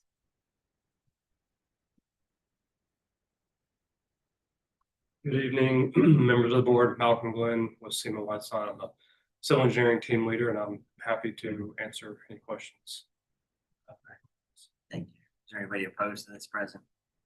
I'll close this to the public to be able to record. For a motion. Motion to approve. All right, Calvin with the motion for approval. Second by Paula. All in favor? Aye. Aye, in favor. Any opposed? Opposed, it's 5-0. Thank you.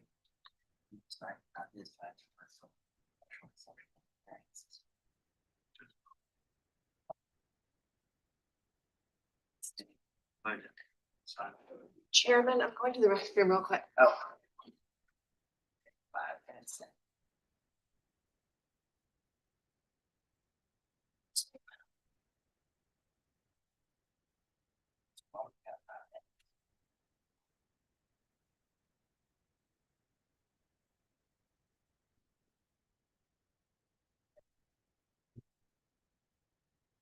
Yeah, I'll break it down. Proven. So, yeah, go ahead and. Both. Yeah, yep. Where do you want me to date, sign? Never know. Oh, I never know. I'll break it down and note the number of trees, yeah. So I just check. both. Yep, yep. Date, sign it. Yep.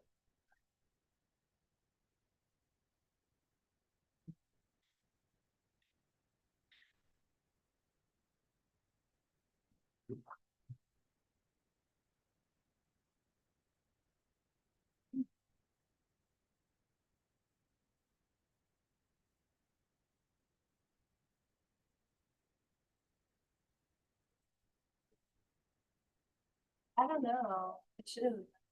Need to talk to who's putting this application. Yeah. Oh, I didn't realize. Didn't realize you. I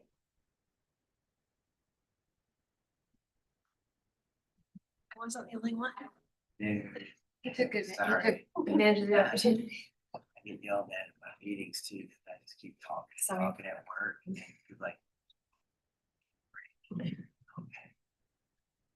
And I should know, because every time I present to the bar, I promise, I'm item number 8, and they would take a 15-minute break after number 7. And I'm like ready to present, and they're like, we're gonna take a 15-minute break. I'm like, oh, so close.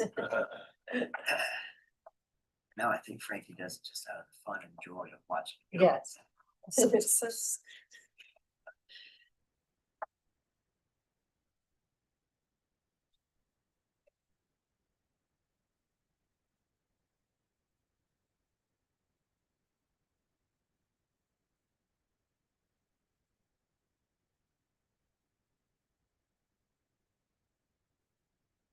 Ready.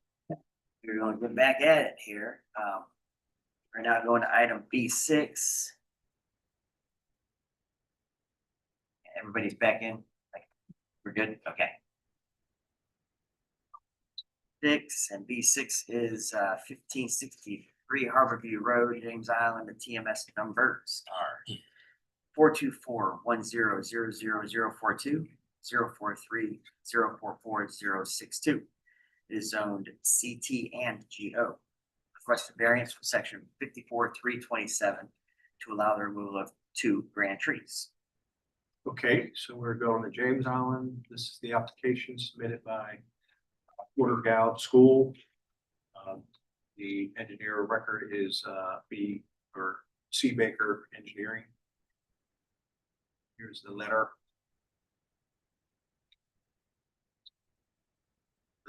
Just one parcel is identified, but it takes in both the CT, which is the Oak Quinn School, and then the GO portion.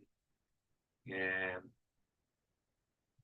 this is aerial of existing school facility. They just did a recent addition on the front. They have some residual lands, obviously. This is the arborist letter. Talk to the trees. Here's the location of the grand trees and their rating, the DPH. We're dealing with tree number 5 and 12. So there's a required Harborview Road buffer. They're planning, those 2 existing curb cuts exist. They're planning a small parking field in front of what will be a practice field, athletic practice field. So the 1 live oak is in the center of the field, and then a red maple is back in the stormwater facility. Playground has a live oak next to it in that fenced area planned south of the field. This is the live oak. That's the red maple. Tree to be preserved. So previous case history, we have to go all the way back to 2015, February. A different engineering firm brought a similar case to the city, and it was a request for 3 grand trees. Staff did not support the 1 live oak. So you all, at the time, the members that might have been here, approved the removal with those conditions. So today's recommendation is to approve the 2 grand trees with different conditions. Must plant 79 caliper inches of native canopy trees. That's based on the existing DBH today. Must maintain existing trees in the required landscape. That should be landscape buffer adjacent to incompatible zoning. And I'll explain that. Must save the 34-inch live oak by rerouting the storm drain slightly. Must provide 4-foot chain link fences, tree protection barricades, and cement. So GO, and we view this as institutional. We have a landscape requirement of 15 feet. I'd like to have that when we were on site, it's heavily treed, but they're showing a little bit of slope off of the field. And I'd like to have that pulled back some manner, whether it's a small retaining wall, what have you, to preserve the trees in that buffer. And then you can see a drainage pipe leaving the parking field going down the south side of the field. Just make a slight jog in that to avoid that grand tree.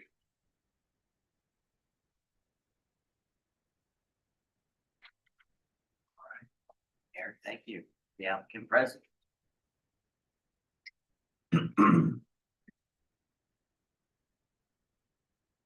I'm Jessica Myers. I'm a professional engineer with Baker Engineering, 1629 Dryden Lane, Charleston 29407. Thank you, Mr. Chair and board members, for allowing us to speak tonight. Thank you, Eric, for meeting with us on site. I do have the Porter-Gaud Director of Facilities, Mr. Tom Owenby, here tonight as well, if y'all have any specific questions regarding the proposed plan, operations, anything. Really, the project's pretty straightforward. This is going to be an open grass field to support their existing athletics and extracurriculars. This is to alleviate some of the scheduling overlap on their main campus and kind of give students a new place to practice. This site is within the special protection area as defined by the City of Charleston's Stormwater Design Manual. So we are subject to some stricter design regulations, hence the size of the pond that you see there, even with this being a grassed and open field. The practice field, I mean, the 2 parcels are long and linear, so there's really one way to put this practice field here. Without the ability to remove these trees, essentially, the project can't happen. However, based on our arborist report, the arborist flagged these as a type C and type D. I believe Eric wanted to amend that central live oak as being grade B. However, he's the one central to the field, so he's really our problem child. A couple other items to note that, of the 10 grand trees that are present, we're only requesting to remove 2 that are in not the best of health comparatively.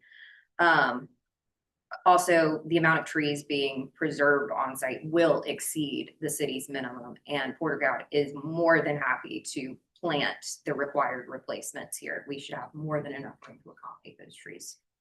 I'm happy to answer any questions y'all might have about the project. Again, the Director of Facilities is here to answer anything about operations. But thank you for your time and consideration. Thank you.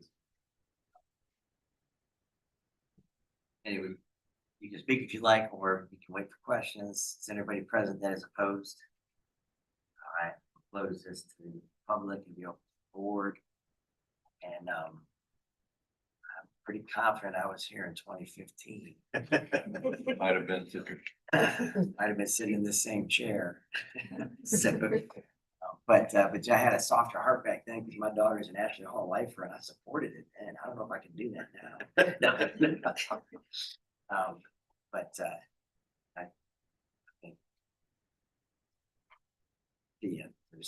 I love the fact that there's a need for more facilities for kids to be outside playing sports.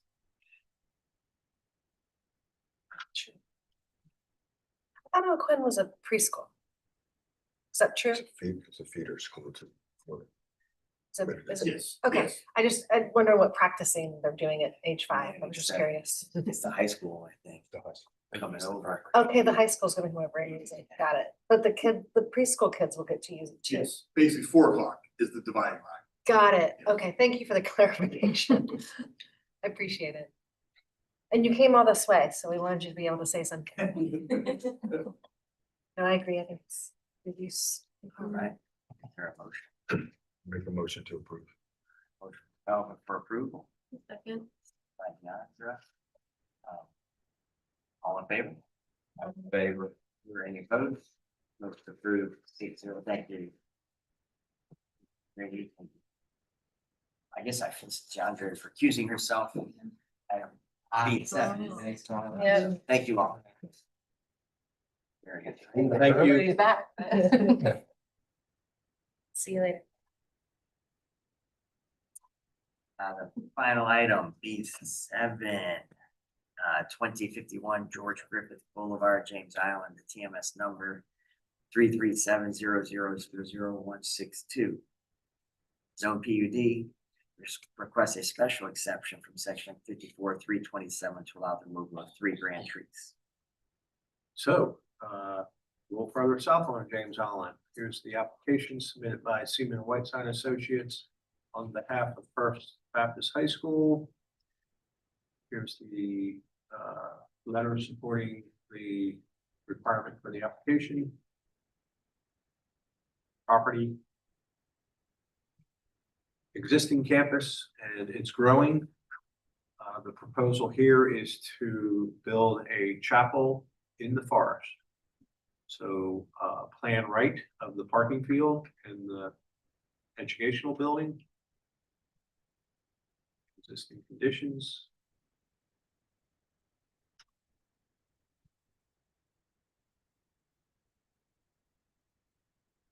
So they've had a consulting arborist go out and evaluate the trees. There's a pretty significant number. A lot of live oak kind of stacked up on what was the edge of the old agricultural tomato field years ago. And then they're peppered throughout. So the application is actually modified because staff agreed with the red tree as being an F. So the other 2 are water oak. One being in the chapel itself, one being in the arrival parking court. Double water oak grade D, single stem water oak grade D. And that's the F, and you'll see evidence of that. So here's kind of the illustration of how the chapel will sit amongst the trees, provide parking. Arborist report, this is tree number 3, 32-inch water oak. Tree number 1, the parking double. And then the F tree has a huge hole in it and bad top.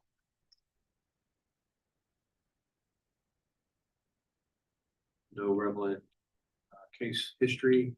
Staff recommends approval for the 2 grand trees with the condition plant 29.5 caliber inches of native canopy trees on the site, 4-foot chain link fence.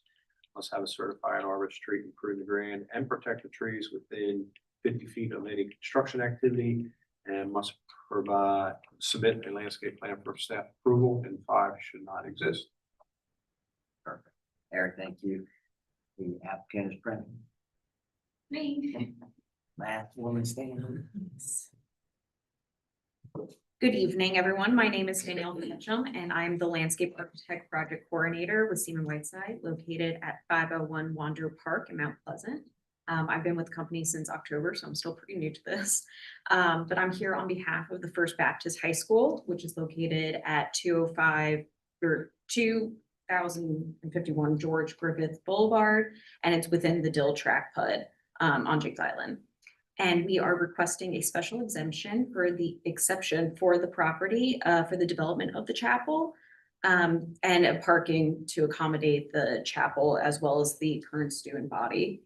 For the First Baptist campus. The site design proposes to be situated within the corresponding wooded area. And it will be between the academic buildings and the property line to create a cohesive master plan for the overall campus. There are currently 187 grand trees throughout the entire site that we plan to keep. And just like I said, we're proposing to remove those 3 water oaks that have been significantly damaged throughout time. We have worked with the arborist P.O. Mead with Mead Land Services, and he agreed that these water oaks are graded as Ds and an F. And because of that, we believe that we meet the criteria for the extraordinary and exceptional conditions pertaining to this project. Okay. Thank you. And I have to ask, if it's obvious, is there anybody present that's opposed to this application? No. So we'll close the application to the public and be open to the board for questions, discussion. I'm just gonna say, I'm certainly not gonna be the one to stand in the way of God's work. Also a nice use of the property. I think so. When you look at how it's been laid out and the trees that would be saved and it's gonna tuck in nicely. So it'd be a great addition to the campus. They're grade D water oaks. What's the water, like 5%? 50% of the DBH is removed. Category C or C tree. 3, category 3, grade D.